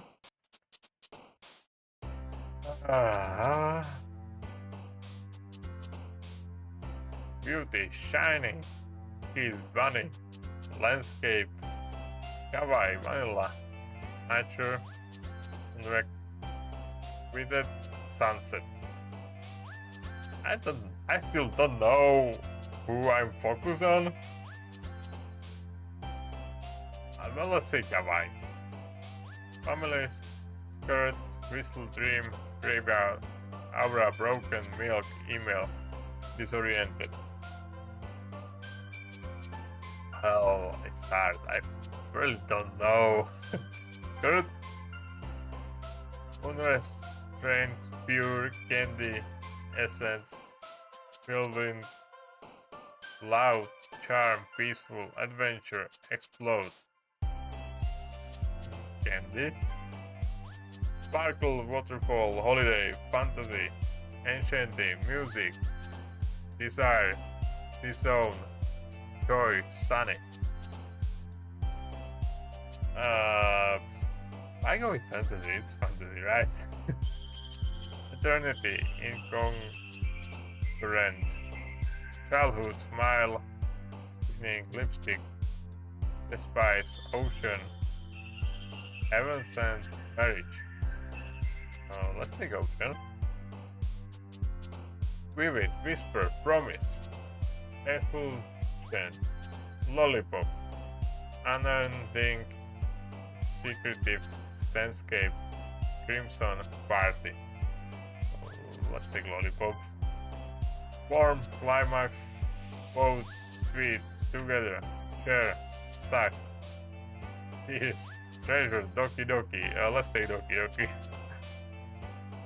Sign, night grow, pink, disaster, alone, hopeless, cry, prayer, anime, dance. We continue with anime. Air, excitement, dazzle, marshmallow, nibble, vitality, after marriage, rat, existence, puppy, death, breed, vibrant, happiness, disarray, defeat, awesome, kitty, bubbles, depression. Okay, let's take happiness. Question, electricity, rose, cute, raindrops, color, mascara, jumpy, strawberry, ambient. Wait, kawaii, cute? Okay, let's say cute. clumsy intellectual embrace, infallible destiny lust, incapable time, romance, covet. Okay, infallible, sensation, wonderful, variance, passion, captive, hope, oof, love, friends, uncanny, passion, calm, games, misfortune, vacation, comfort, clouds, chocolate, pleasure, contamination, journey. Let's take games. Let's take pleasure now. Pet, lucky, fluffy, love, flee, melody, daydream, swimsuit, vertigo, thrill. Lucky. Parfait, fear, determination, judgment, inferno, vivacious, infinite, fireflies, agonizing, jiggle. Judgment, grief, meager, cage, blanket, anger, skipping, portrait, fireworks, playground, entropy, blanket, rainbow, hope, bliss, summer, jump, sugar, pain, unstable, mouse, frightening. Ooh, jump. Headphones, extreme, empty, tragedy, hurt, rebound, silly, melancholy, sadness, dark. Okay, this everything is almost bad. Heart, tenacious, suicide, forgive, philosophy, flower, faster, horror, shopping, play, boob.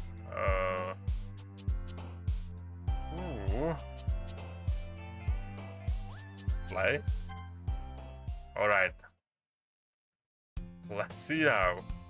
Another day passes and it's time for the club meeting already. I've gotten a little more comfortable here over the past couple days.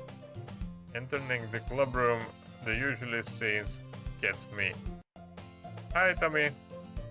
Yo, Sayori.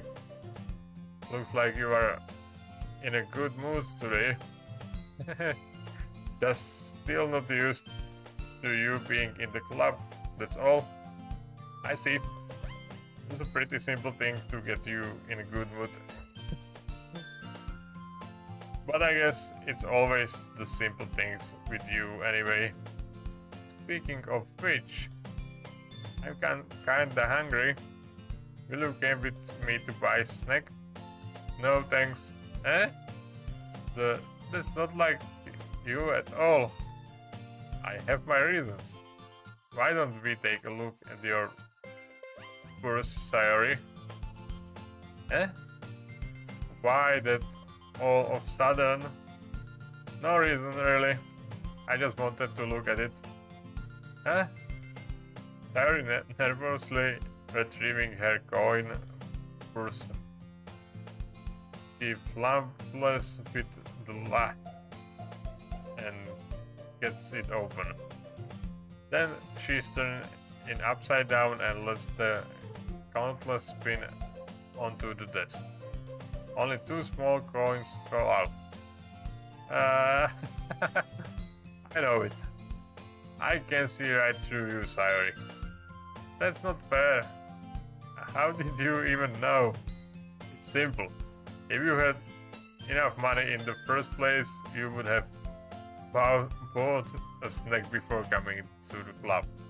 So either you're not hungry and wanted an excuse to take a walk, or you planned to conveniently forget that you spent all your money so that I would lead you some. But there's one more thing. You're always hungry. And so that only leaves the one option.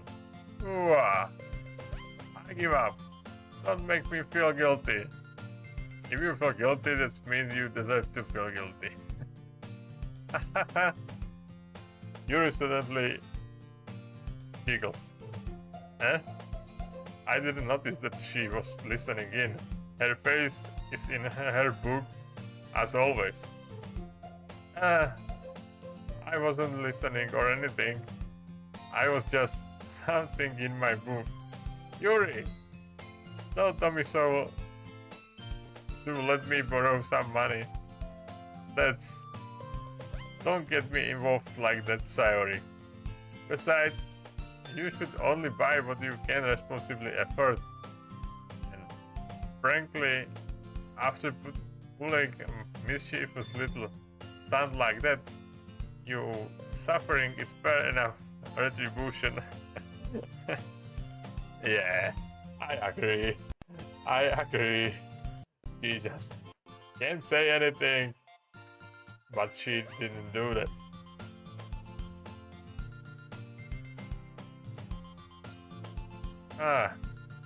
Did I just... I didn't mean that. I got too absorbed into my book. Ooh. I really like when you speak your mind, Yuri.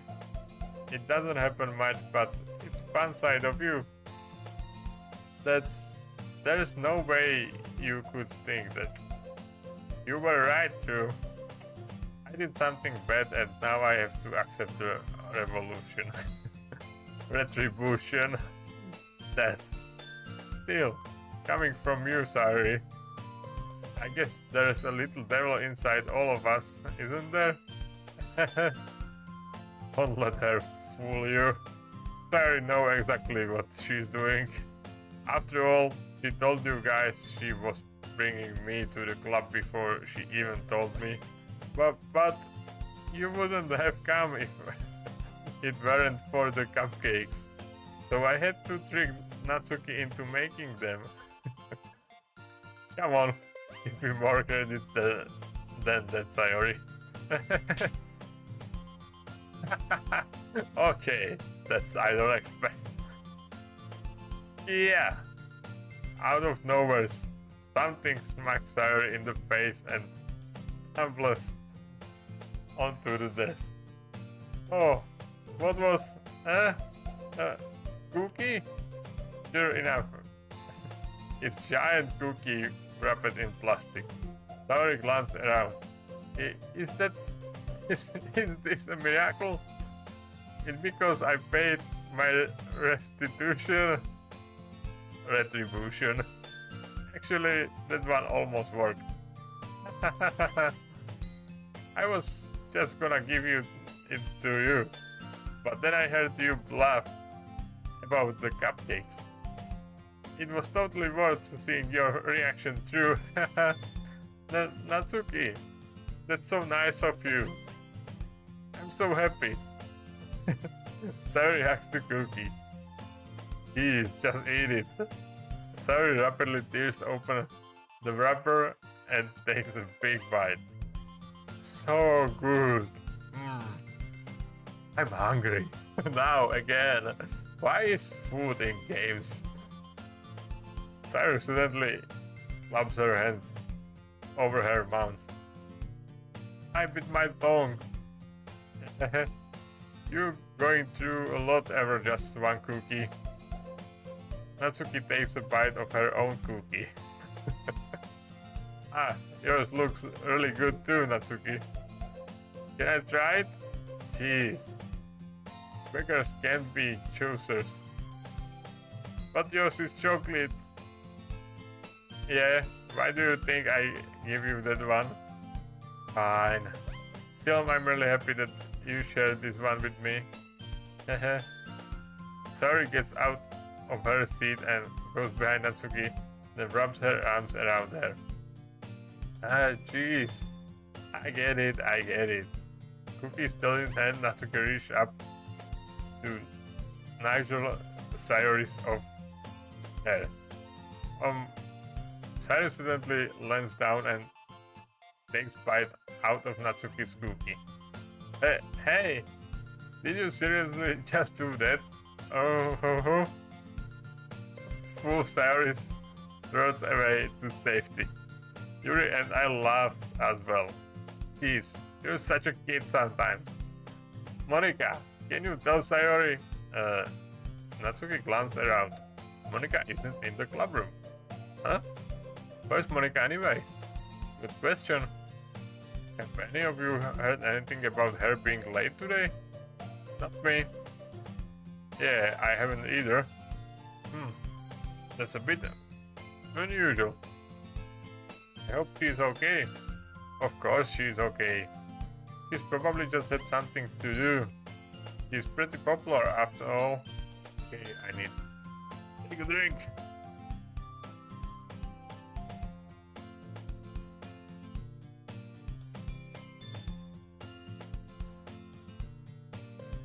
Alright, let's go. Eh? You don't think she has a... I wouldn't be surprised. She's probably more desirable than all of us combined. That's true. Excuse me?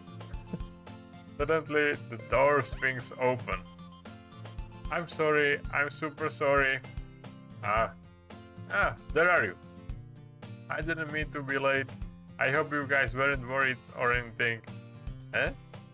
Monica chose the club over her boyfriend? After all? You are so strong, Willett. But boyfriend? What on earth are you talking about? Monica quizzically glanced at me. Never mind it. What held you up anyway? Well, my last period today was study hall. To be honest, I kind of just lost track of time. This makes no sense too. You would have heard the bell right, at least. I must not have heard it, since I was practicing piano. Piano? I wasn't aware you played music as well, Monica. I don't really. Wait, this kinda weird. I'm kind of just started recently. I've always wanted to learn piano. That's so cool! You should play something for us, Monica. That's... Monica looks at me. Maybe once I get a little bit better, I will. Yay! That sounds cool. I'd also look forward to it. Is that so? In that case, I won't let you down, Tommy. Monica smiles sweetly. I didn't mean any pressure or anything like that. Don't worry. I've been practicing a lot recently, and I really love to share once I'm ready. I see. In that case, best of luck. Thanks. So, I didn't miss anything, did I? Not really. I chose to leave out Sayori's mischievous escapade. I'm sure Natsuki will end up complaining to her anyway. It looks like everyone has already settled down. Sayori somehow already finished her entire cookie. Yuri is back to her book and Natsuki disappeared in the closet. I heard Natsuki utter an suspended slide from with the closet. He seems to be annoyed by something.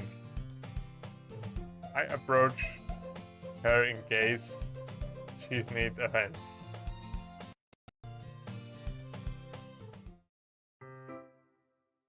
You looking for something in there? Speaking Monica, she's never puts my stuff back in the right spot. What's the point of keeping your collection organized if someone else just gonna mess it up? Natsuki slides a bunch of stacked books and boxes across the shelf. Manga. You read manga, right? Sometimes. Manga is one of those things where you can't admit you are really into it until you figure out where the other person stands. How did you know anyway?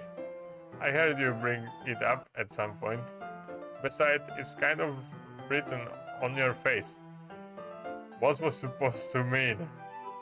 I see.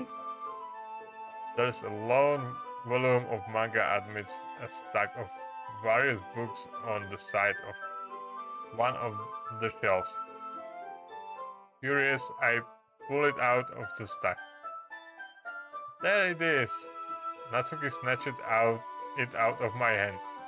She then turns to a box of manga and slips the volume right into the middle of the rest. Ah, so much better. Seeing a box set with one book missing is probably the most irritating sight in the world. I know that feel. I get a closer look at the box that she's admiring. Fate Girls. It's a series I never heard in my life. This probably means it's either way out of my demographics or it's simply terrible. If you are gonna judge, you can go. Do it through the glass on the door. He points to the classroom doors. Hey, I wasn't judging anything. I didn't even say anything. It was the tone of your voice. But I'll tell you one thing, Tommy. Consider this is a lesson straight from the Literature Club. Don't judge a book by its covers.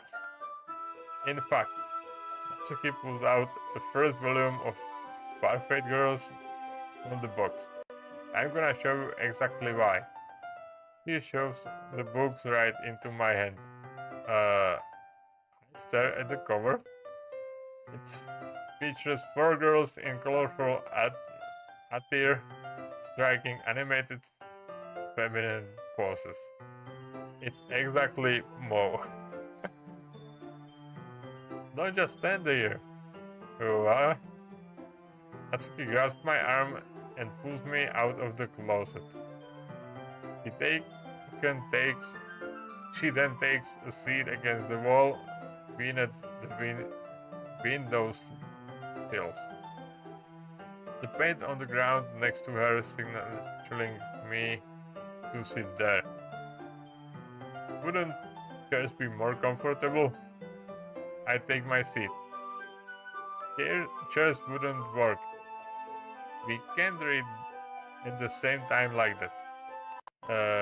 Why is that? I guess it's easier to be close together like this.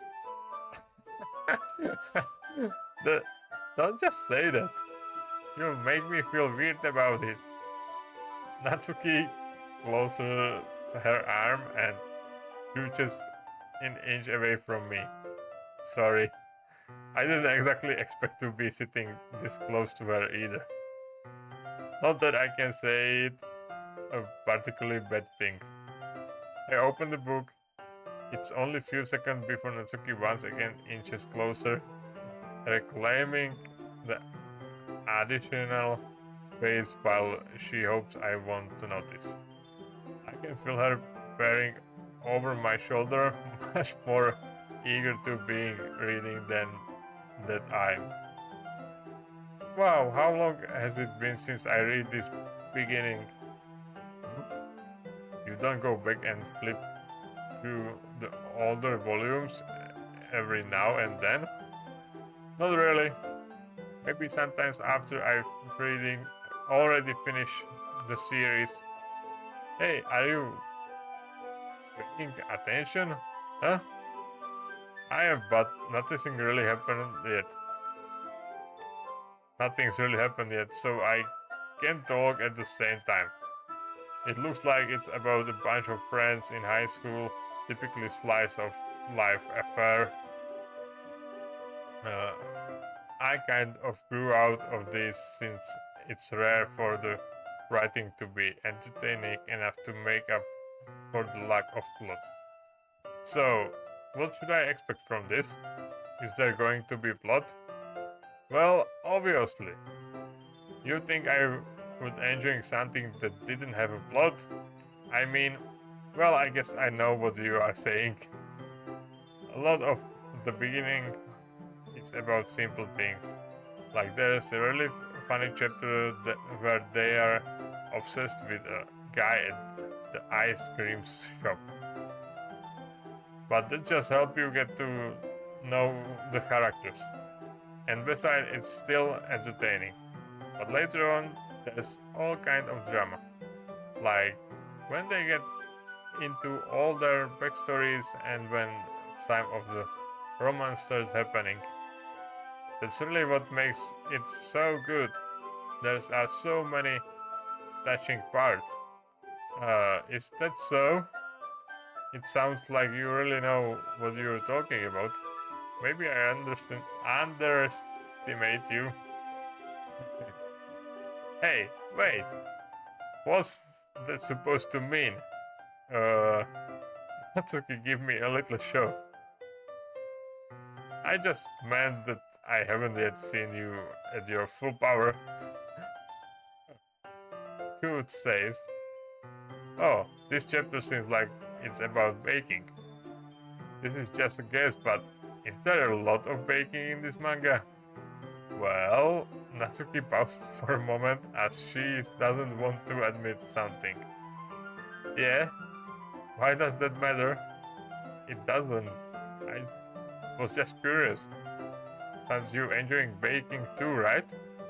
That's just a coincidence. I just happened to get into baking around the same time I got this manga. Like I would ever get into anything because it's in a manga. I felt bad for anyone that impressionable. Definitely not coincidence. I guess that explains Natsuki's interest in baking.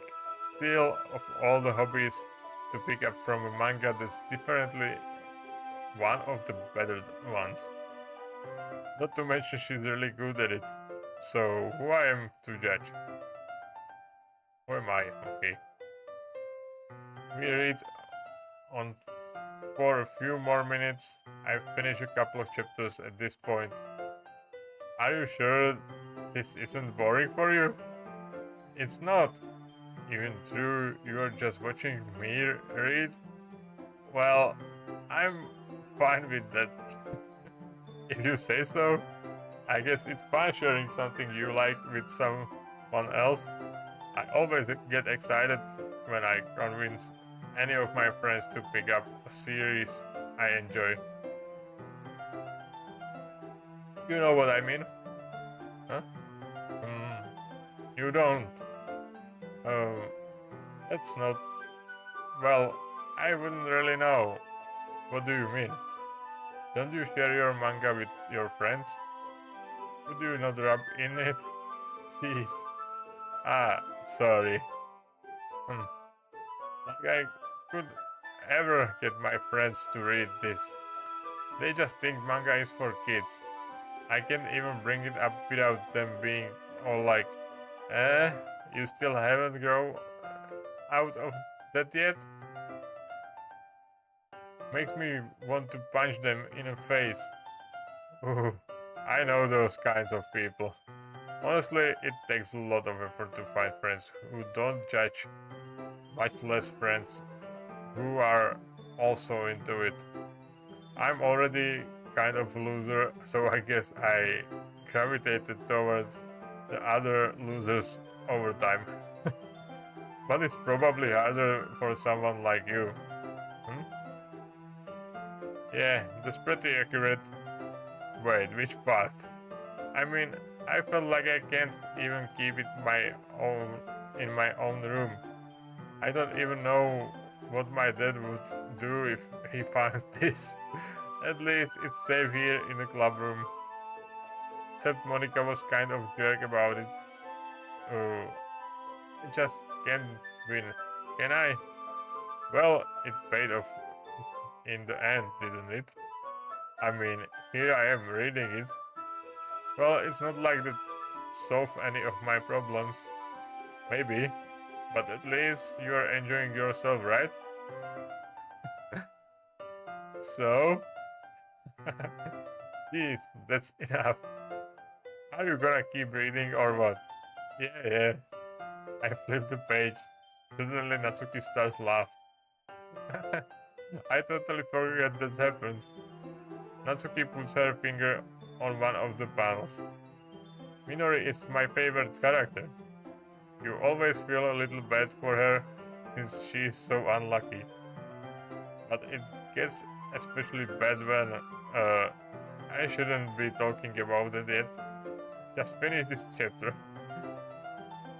Natsuki's voice sparkles with excitement. It's a stark contrast to her usual bossy tone. But if she is not used to share her favorite manga with her friends, I can understand why.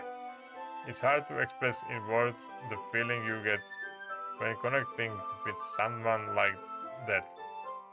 And being able to provide that to Natsuki, for whom it's a rare experience. The truth makes me smile a little to myself. Okay, everyone. Huh? Are you all ready with today's poems? Oh, come on. Could your timing be any worse? Sorry.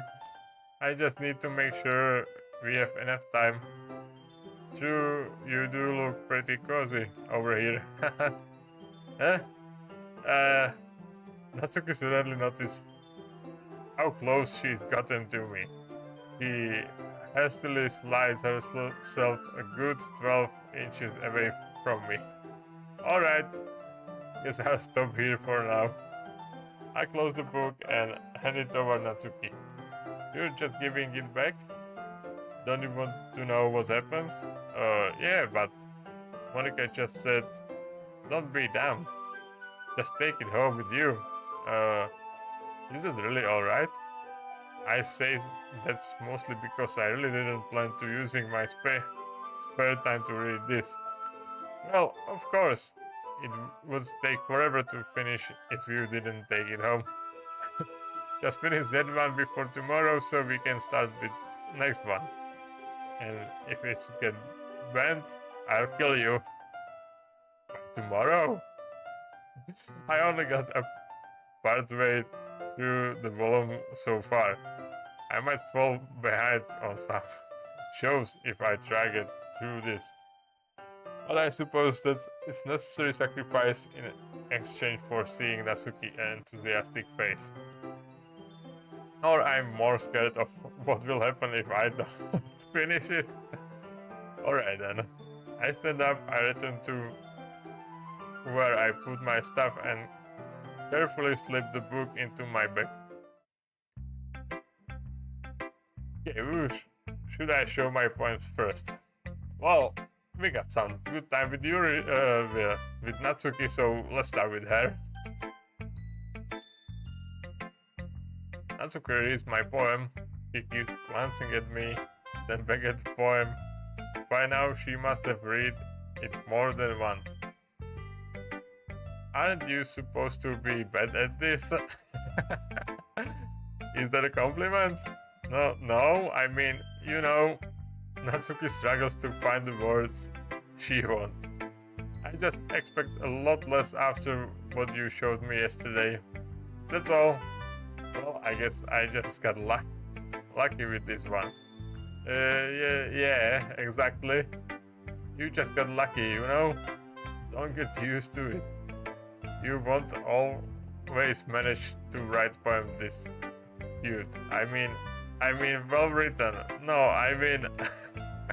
Ah, so that's how it is. My poem is cute. No, why are you smiling at... It's not like I like cute things. Natsuki shows my poem back toward me. Huh? Reading it again, I decided that it's not so great after all. It's too cute and Doki Doki. Of course. It would only impress, you know, girls who like those kinds of things. Right. For some reason, Natsuki is incredibly easy to see through. Well, anyway, you're gonna read mine now, right? Judging by your taste, you probably like it a lot. You probably learn something too. Don't forget who the real pro is. Okay, this is pretty long. Amy likes spiders. You know what I heard about Amy? Amy likes spiders. Icky, wriggly, hairy, ugly spiders. That's why I'm not friends with her. Amy has a cute silent voice. I heard her singing my favorite love song.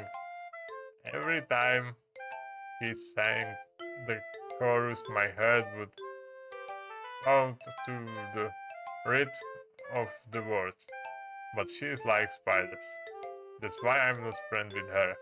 Once time I hurt my leg really bad. Amy helped me up and took me to the nurse. I tried not to let her touch me. She's like spiders, so her hands are probably gross. That's why I'm not friends with her. Amy has a lot of friends. I always see her talking to people. She probably talks about spiders. What if her friends start to like the spiders too? That's why I'm not friends with her. It doesn't matter if she has other hobbies. It doesn't matter if she keeps it private. It doesn't matter if she doesn't hurt anyone.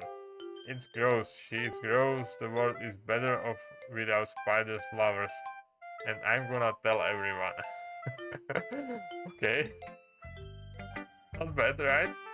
It's quite a bit longer than yesterday. Yesterday was way too short. I was just warming up. I hope you didn't think that was the best I could do. No, of course not. Anyway, the message is pretty straightforward in this poem. I don't I have to explain it. Sometimes you can explain complicated issues with much simpler analogies, and it's helped people realize how stupid they're being. Like, anyone would agree that the subject of this poem is an ignorant jerk. Do you know people like that? Of course, it's about how everyone thinks That doesn't matter. It can be about anything. I wrote it to be easy to relate to. Everyone has some kind of weird hobby or guilty pleasure. Something that you're afraid if people find out they make fun of you or things less of you. But let's just make people stupid. Who cares what someone likes as long as they are not hurting anyone and makes them happy? I think people really need to learn to respect others for liking weird things. Well, you're definitely right. At least I can relate to that. And I'm sure a lot of other people can too. It's what I do best after all. I don't like writing unless there's a good message to take away from it. Like, conveying emotions is important, but I want to make people think, not just feel. Remember that.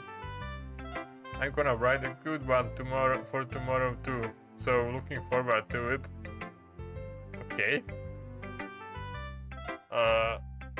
Let's go with Yuri, I guess. This will be hard to read again. It's my turn. Let's see how it compares to yesterday's. I see. It's a bit different. I respect you for trying different things, Tommy. Were you impressed by Natsuki's poem? What do you think? Or Sayori's, perhaps? Well, I guess you could say that. I so I'm happy for you. You don't need to find inspiration in my poems. I write them for myself, not for anyone else. So I didn't really need to people to like them or anything. Yuri, I'm sorry for being blunt, but you are overthinking this a little. Just because our styles are different doesn't mean I dislike your poems. In fact, if I tried to do something in your style, I would probably just do a terrible job. I see. I'm sorry. My stupid mind likes do that sometimes. Anyway, you don't need to be afraid to be a little more daring. metaphors can go a long way. Don't feel like you need to work your brain like turning a bunch of gears. Try letting your mind wander through your feelings and write down the things you see and hear. That's one way to truly enable your reader to see into your mind. It's very intimate exercise. I see. It's a certainly interesting technique. Thanks for sharing. I have an explain of it. If you like to read it, of course. This is the poem you wrote for today. Yuri nods and timidly hands me her poem. Okay, let's try it. The raccoon. It happened in the dead of night while I was slicing bread for a guilty snack. My attention was caught by the scattering of raccoon outside my window. That was, I believe, the first time I noticed my strange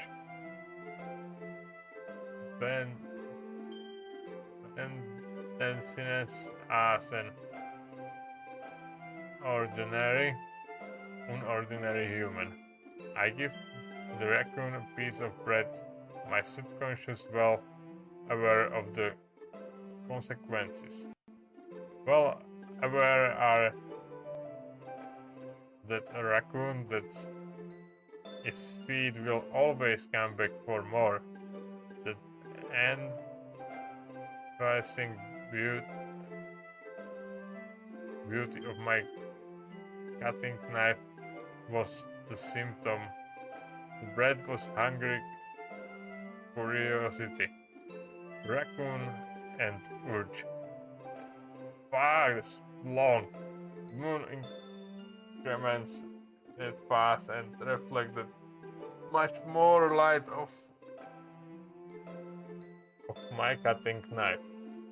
The very same light that glistered in the eyes of my raccoon friends. I slice the bread fresh and soft. The raccoon becomes excited. Or perhaps I'm merely projecting my emotions out to the newly satisfied animal. The raccoon has taken to following me. You could say that we've gotten quite used to each other. The raccoon becomes hungry more and more frequently, so my bread is always so handy. Every time I brandish my cutting knife, the raccoon shows me his excitement, a rush of blood. Classic Pavlovian conditions, slice the bread and I fill myself again. Though this is too complicated for me, I guess. I was a little more daring with this one than yesterday. I can see that. It's a lot more metaphorical. I don't know if it's my fault, but I can't begin to imagine what this poem is about. Yeah, I agree. That's right. It's a bit closer to my preferred writing style, using the poem as canvas to express vivid imaginary and conveying emotions through them.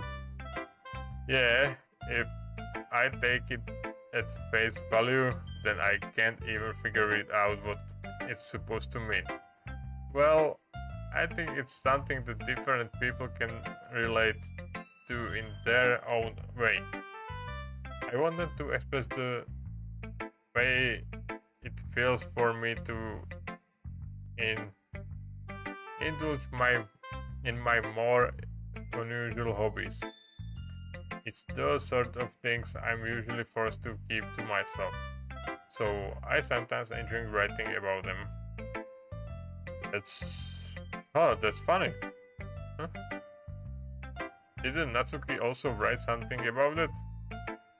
About someone being ridiculous for a strange interest? Eh? She did it? She did? Yeah.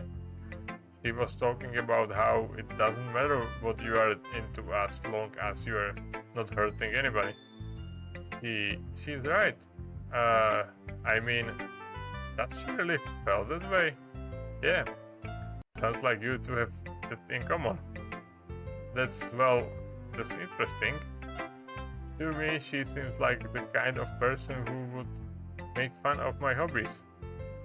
But I suppose that's my fault for judging, isn't it? Please don't tell her I said it. Don't worry, I have no reason to. Okay. Well, thanks you for sharing it with me. After all, if I hadn't learned to embrace my own weirdness, I would probably hate myself. I might be ranting a little bit now, but I'm glad that you are a good listener. Okay, that was complicated, but okay. So let's go on, Monica. Hi again, Tommy. How's the writing going? Alright, I guess. I'll take that. As long as it's not going bad. I'm happy that you are applying yourself. Maybe soon you come up with masterpiece. Haha, I wouldn't count on that. You never know. Want to share what you wrote for today? Sure, here you go. I give my poem to Monica. Alright, I like it, Tommy. Really? It's a lot better than I expected. Oh jeez. No. It's kind of makes me think of something Natsuki would write. And she's a good writer too. So take that as a compliment. If you say so. Yep. By any chance, have you read anything by Shel Silverstein? Maybe a long time ago. He's famous for telling all kinds of stories in just a few simple words. His poems can be funny, engaging, or even sad. And sometimes they are only a few lines long. That might even feel like they are written for kids, but if you think about them, they can express views of the world that would apply to anybody. I see. So you're saying that Natsuki is kind of like that? Sort of. Maybe she's not an expert, but you probably won't find much filler in her poems. They might be easy to write, but they are super challenging to get the main meaning too. So I can see why it would be your kind of poem to explore. But anyway, you want to read my poem now? I like the way this one turned out, so I hope you do. Alright, let's take a look. Save me. The color they won't stop. Bright, beautiful colors. Flashing, expanding, piercing. Red, green, blue, and endless. Symphony of meaningless noise. The noise, it won't stop. Violent, grating, wave forms, squeaking, screeching, piercing, sign, cosine target. Like playing a hell chord on turntable, like playing a vinyl on a pizza crust, an endless poem of meaningless. Love me? What?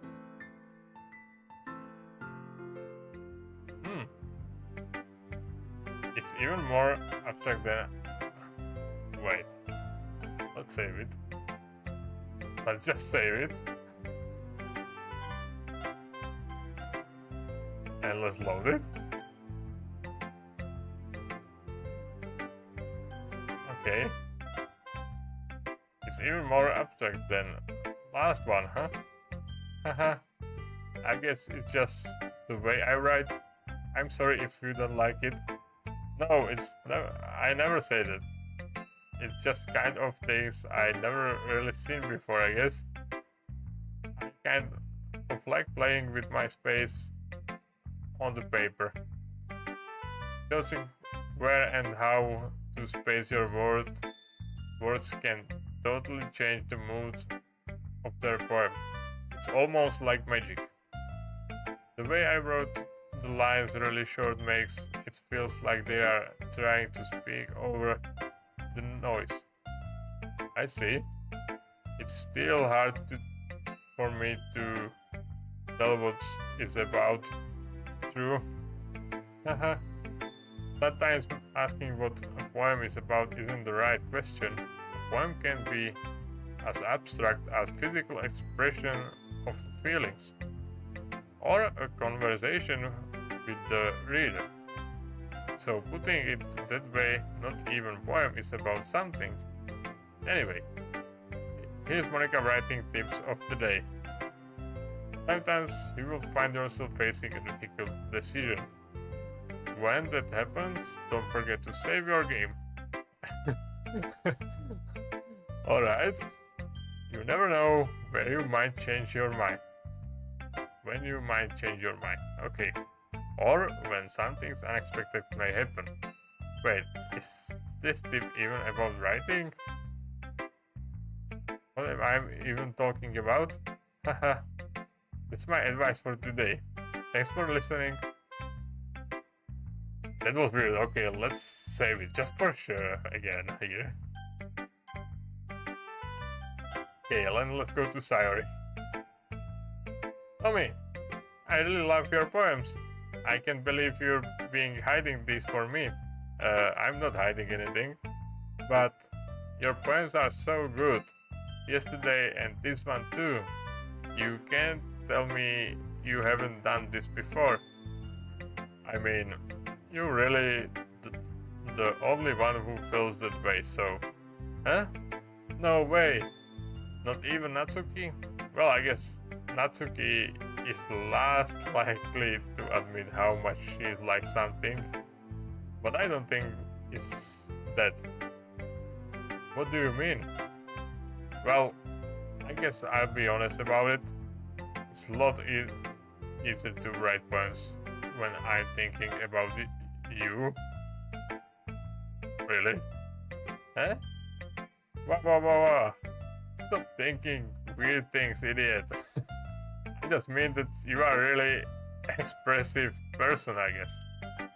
How am I supposed to write poems about my own stupid life? But you somehow make everything in your life an adventure. Even little things. Like cooking? Let's not talk about it. So yeah, I guess what I'm saying is that I can feel more feelings through you than I can through myself. We have that kind of weird connection. It's your fault for getting me my business all the time. Eh? I don't know if I understand. You never understand when I try to explain things to you, do you, Sayori? I pat Sayori's head. Ah, hey! I'm not a kid, you know? Are you sure about that? Maybe. Sayori starts fiddling with her pencil between her hands. Hey, Tommy. Will you give me your poem? I kinda want to keep it. Huh? Why? Because, well, it's the first time you write something for me. Eh? Sayori, you completely misunderstood. I didn't write this for you. Are you even listening anymore? Well, whatever. I'll give it to you when we go home. Really? Snap. I broke my pencil. Sorry. I simply bent down to pick up the pencil she dropped, but being inattentive of her surroundings, she bumped right into me. Sorry, it's fine. I get it for you. I bent down and picked up the broken pencil. Sarah clutches at the desk beside her to support herself, knee shaking. I'm a little clumsy today. Haha. Let's sit down, Sayori. Yeah. I grab Sayori's arm and help her sit at the desk. Anyway, I still haven't read your poem. Oh, sorry, I forgot about that. But it's not as good as your. Jeez, don't worry. I'm sure I like it. Why everything is so long? Okay, bottles. I pop off my scalp like the lid of cookie jar. It's the secret place where I keep all my dreams. Little balls of sunshine all rubbing together like a bundle of kittens. I reach inside with my thumb and finger and pluck one out. It's warm and stingingly, but there is no time to waste. I put it in a bottle to keep it safe, and I put the bottle on the shelf with all of the other bottles. Happy thoughts about those happy thoughts in the bottle all in a row. My collection makes me a lot of friends. Each bottle starlight to make amends. Sometimes my friends feel a certain way. Down comes a bottle to save the day. Night after night, more dreams, friends after friends, more bottles. Deeper and deeper my fingers go, like exploring dark cave, discovered secrets. Okay, I don't want to read it all. Digging and digging, scrapping and scrapping. I blow dust off my bottle caps. It doesn't feel like time elapsed. My empty shelf could use some more. My friends look through my locked front door.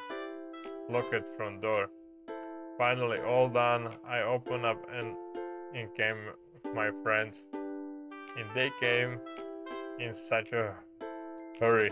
Do they want my bottles that much?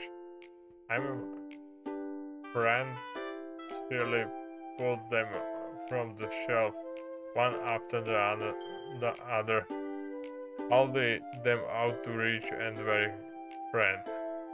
Each and very bottle, but every time I let one to go, it shatters against the tile between my feet. Happy talks, happy talks, happy talks in shards all over the floor. It's supposed to be for my friends who aren't smiling. They are all shouting, bleeding something, but all the hair I echo inside my head.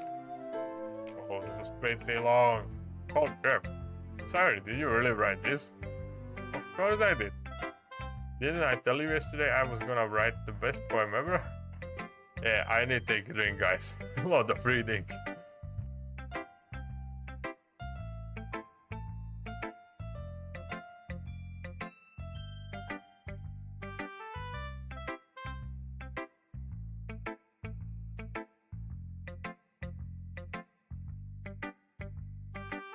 Alright, let's continue. Yeah, but I mean, I didn't expect something like this coming from you. Monica taught me a whole lot. I've been really in touch with my feelings recently. I see that it's almost kind of creepy. Creepy? Well, not exactly. Maybe because I'm so used to you being cheerful. Well, never mind. I think it's too hard about it. The point is, it came out good, so you should be proud of it. Oh, thanks. I feel like I was meant to express myself this way. It's even helped me understand my own feelings a little by little. Writing is like magic. You've gotten pretty passionate about this, huh? I hope you keep it up. Yeah, writing is the best. I'm gonna keep writing until I die. Don't get ahead of yourself. Sayori always had a habit of getting obsessed with something before dropping it no more than a week later. I wonder if this is one of these times. But seeing the passion in her eyes make it hard for me to be pessimistic. Wait. Okay. Okay, everyone. We are all done reading each other's poems, right? I have something extra planned today, so if everyone could sit at the front of the room. Is this about the festival? Well, sort of. Do we really have to do something for the festival? It's not like we can put together anything good in just a few days. We'll just end up embarrassing ourselves instead of getting any new member. That's a concern of mine as well. I don't really do well with last-minute preparations. Don't worry so much. We are going to keep it simple, okay? We won't need much more than a few decorations. Sayori has been working on posters, and I've designed some pamphlets we can give out during the event. Okay, that's great and all, but doesn't tell us what we are actually doing for the event. Sorry, I thought you heard about it already. We are going to be performing. Performing? Monica? Yeah, we are going to be having a poetry performance. Each of us are going to choose a poem to recite during the event. But the cool part is we are also going to let anyone else come up and recite poems too. Sayori is pulling it on all the posters in case anyone wants to prepare ahead of time. Sayori, who's been coloring a poster, holds it up for us to see. You kidding me, Monica? You didn't already start putting those posters up, did you? Well, I did. Do you really think it's that bad of an idea? Well, no, it's not bad idea, but I didn't sing up for this, you know? There is no way I'm going to be performing in front of a group of people like that. I agree with Natsuki. I could never in my life do something like that. Imagining it, Yuri shakes her head in fear. Guys, no, Sayori. I understand where they are coming from. Remember that Natsuki and Yuri have never shared their poems with anyone until just a couple days ago. It's a lot of ask for them to recite their poems out loud to a whole room full of people. I guess I kind of overlooked that, so I'm sorry. But I still think we should give it our best. We are the only ones responsible for the fate of this club. If we start everything, event each puts on good performance, then it will impress others to do same. And the more people who perform, the better we'll be able to show everyone what literature is about. Yeah, it's about expressing your feelings, being intimate with yourself, finding new horizons, and having fun. That's right. And it's those reasons that we are all in this club today. Then you want to share that with others? To inspire them to find the same feeling about brought you here in the first place? I know you do. I know we all do.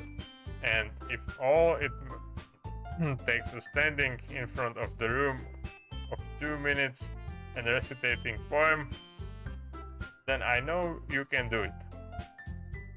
Natsuki and Yuri remain silent. Sayori looks worried. I guess that leaves me no choice. I agree. I don't think it's too much to ask. I think that Sayori and Monika have been trying really hard to get new members. The least we can do is help them out a little bit. Well, maybe, but looks like Natsuki doesn't have any arguments left. Okay, fine. I guess I just have to get it over with. Alright. Phew. Thanks, Natsuki. What about you, Yuri? Yuri dejected glances around at everyone else, expectant faces. I guess I don't really have a choice. That's everyone. You are the best, Yuri. The club is seriously going to be the death of me. Well, if you're talking about it like this, oh gosh, you've been fine, Yuri. But anyway, let's move on to the main event. I want each of you to choose a poem of yours. We are going to practice reciting them in front of each other. No way, Monika. This is too sudden. Well, if you can't receive your poems in front of club, how do you expect to do in front of strangers? Oh no, don't worry. I will start off to help everyone feel a little more comfortable. Can I go next? Haha, of course. Now, let's see. Monika flips through her notebook to the specific poem she has in mind for herself. She then stands behind the podium. The title of this poem is The Way They Fly. Monika begins reciting her poem. Her clear, confident voice fills the room. More than that, her inflections is pristine. She knows exactly how to apply emotion behind each line she recitates, bring the words to life. Is this something she's done before, or is it simply natural? I glance around me. Everyone has tried eyes on Monika. Sayori looks amazed. Yuri has an intense expression of her face that I don't understand. Finally, Monika finished her recitation. The four of us applauded. Monika takes a breath and smiles. That was so good, Monika. Thank you very much. I was just hoping to set a good example. Are you ready to go next, Sayori? I'll go next. Yay! Ooh, Yuri's fired up all this of a sudden. Yuri clutched the sheet of paper between her hands and stand up. Keeping her head down, she walks quickly over to the podium. This poem is called Yuri anxiously glances at each of us. You can do it, Yuri. It's called After Marriage of Crimson Eye. Yuri's voice shakes as she starts reading the poem.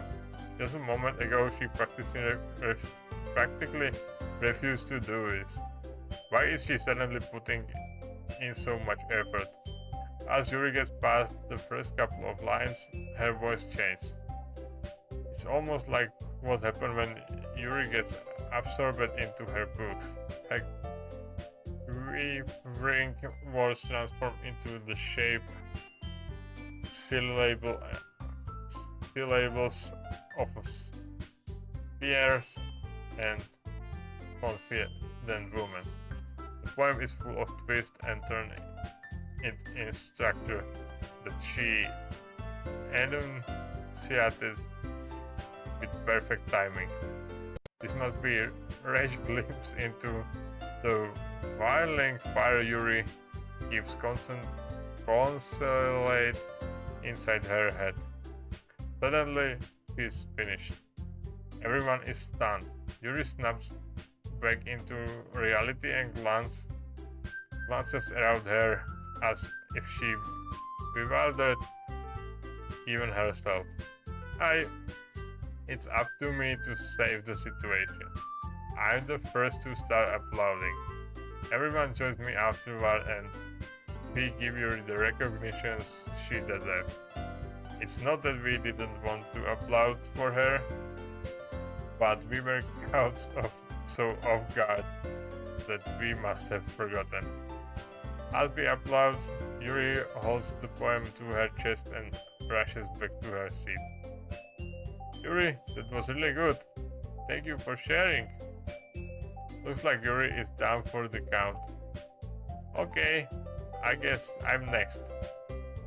And I think we keep it on next time. I make this stream a little bit longer than I'm planning. And I need to go to sleep, so I think it's just time to end it. So, it's interesting. I'm really can't wait when we get the point where everything starts happening. Like, you got a little bit, how is this,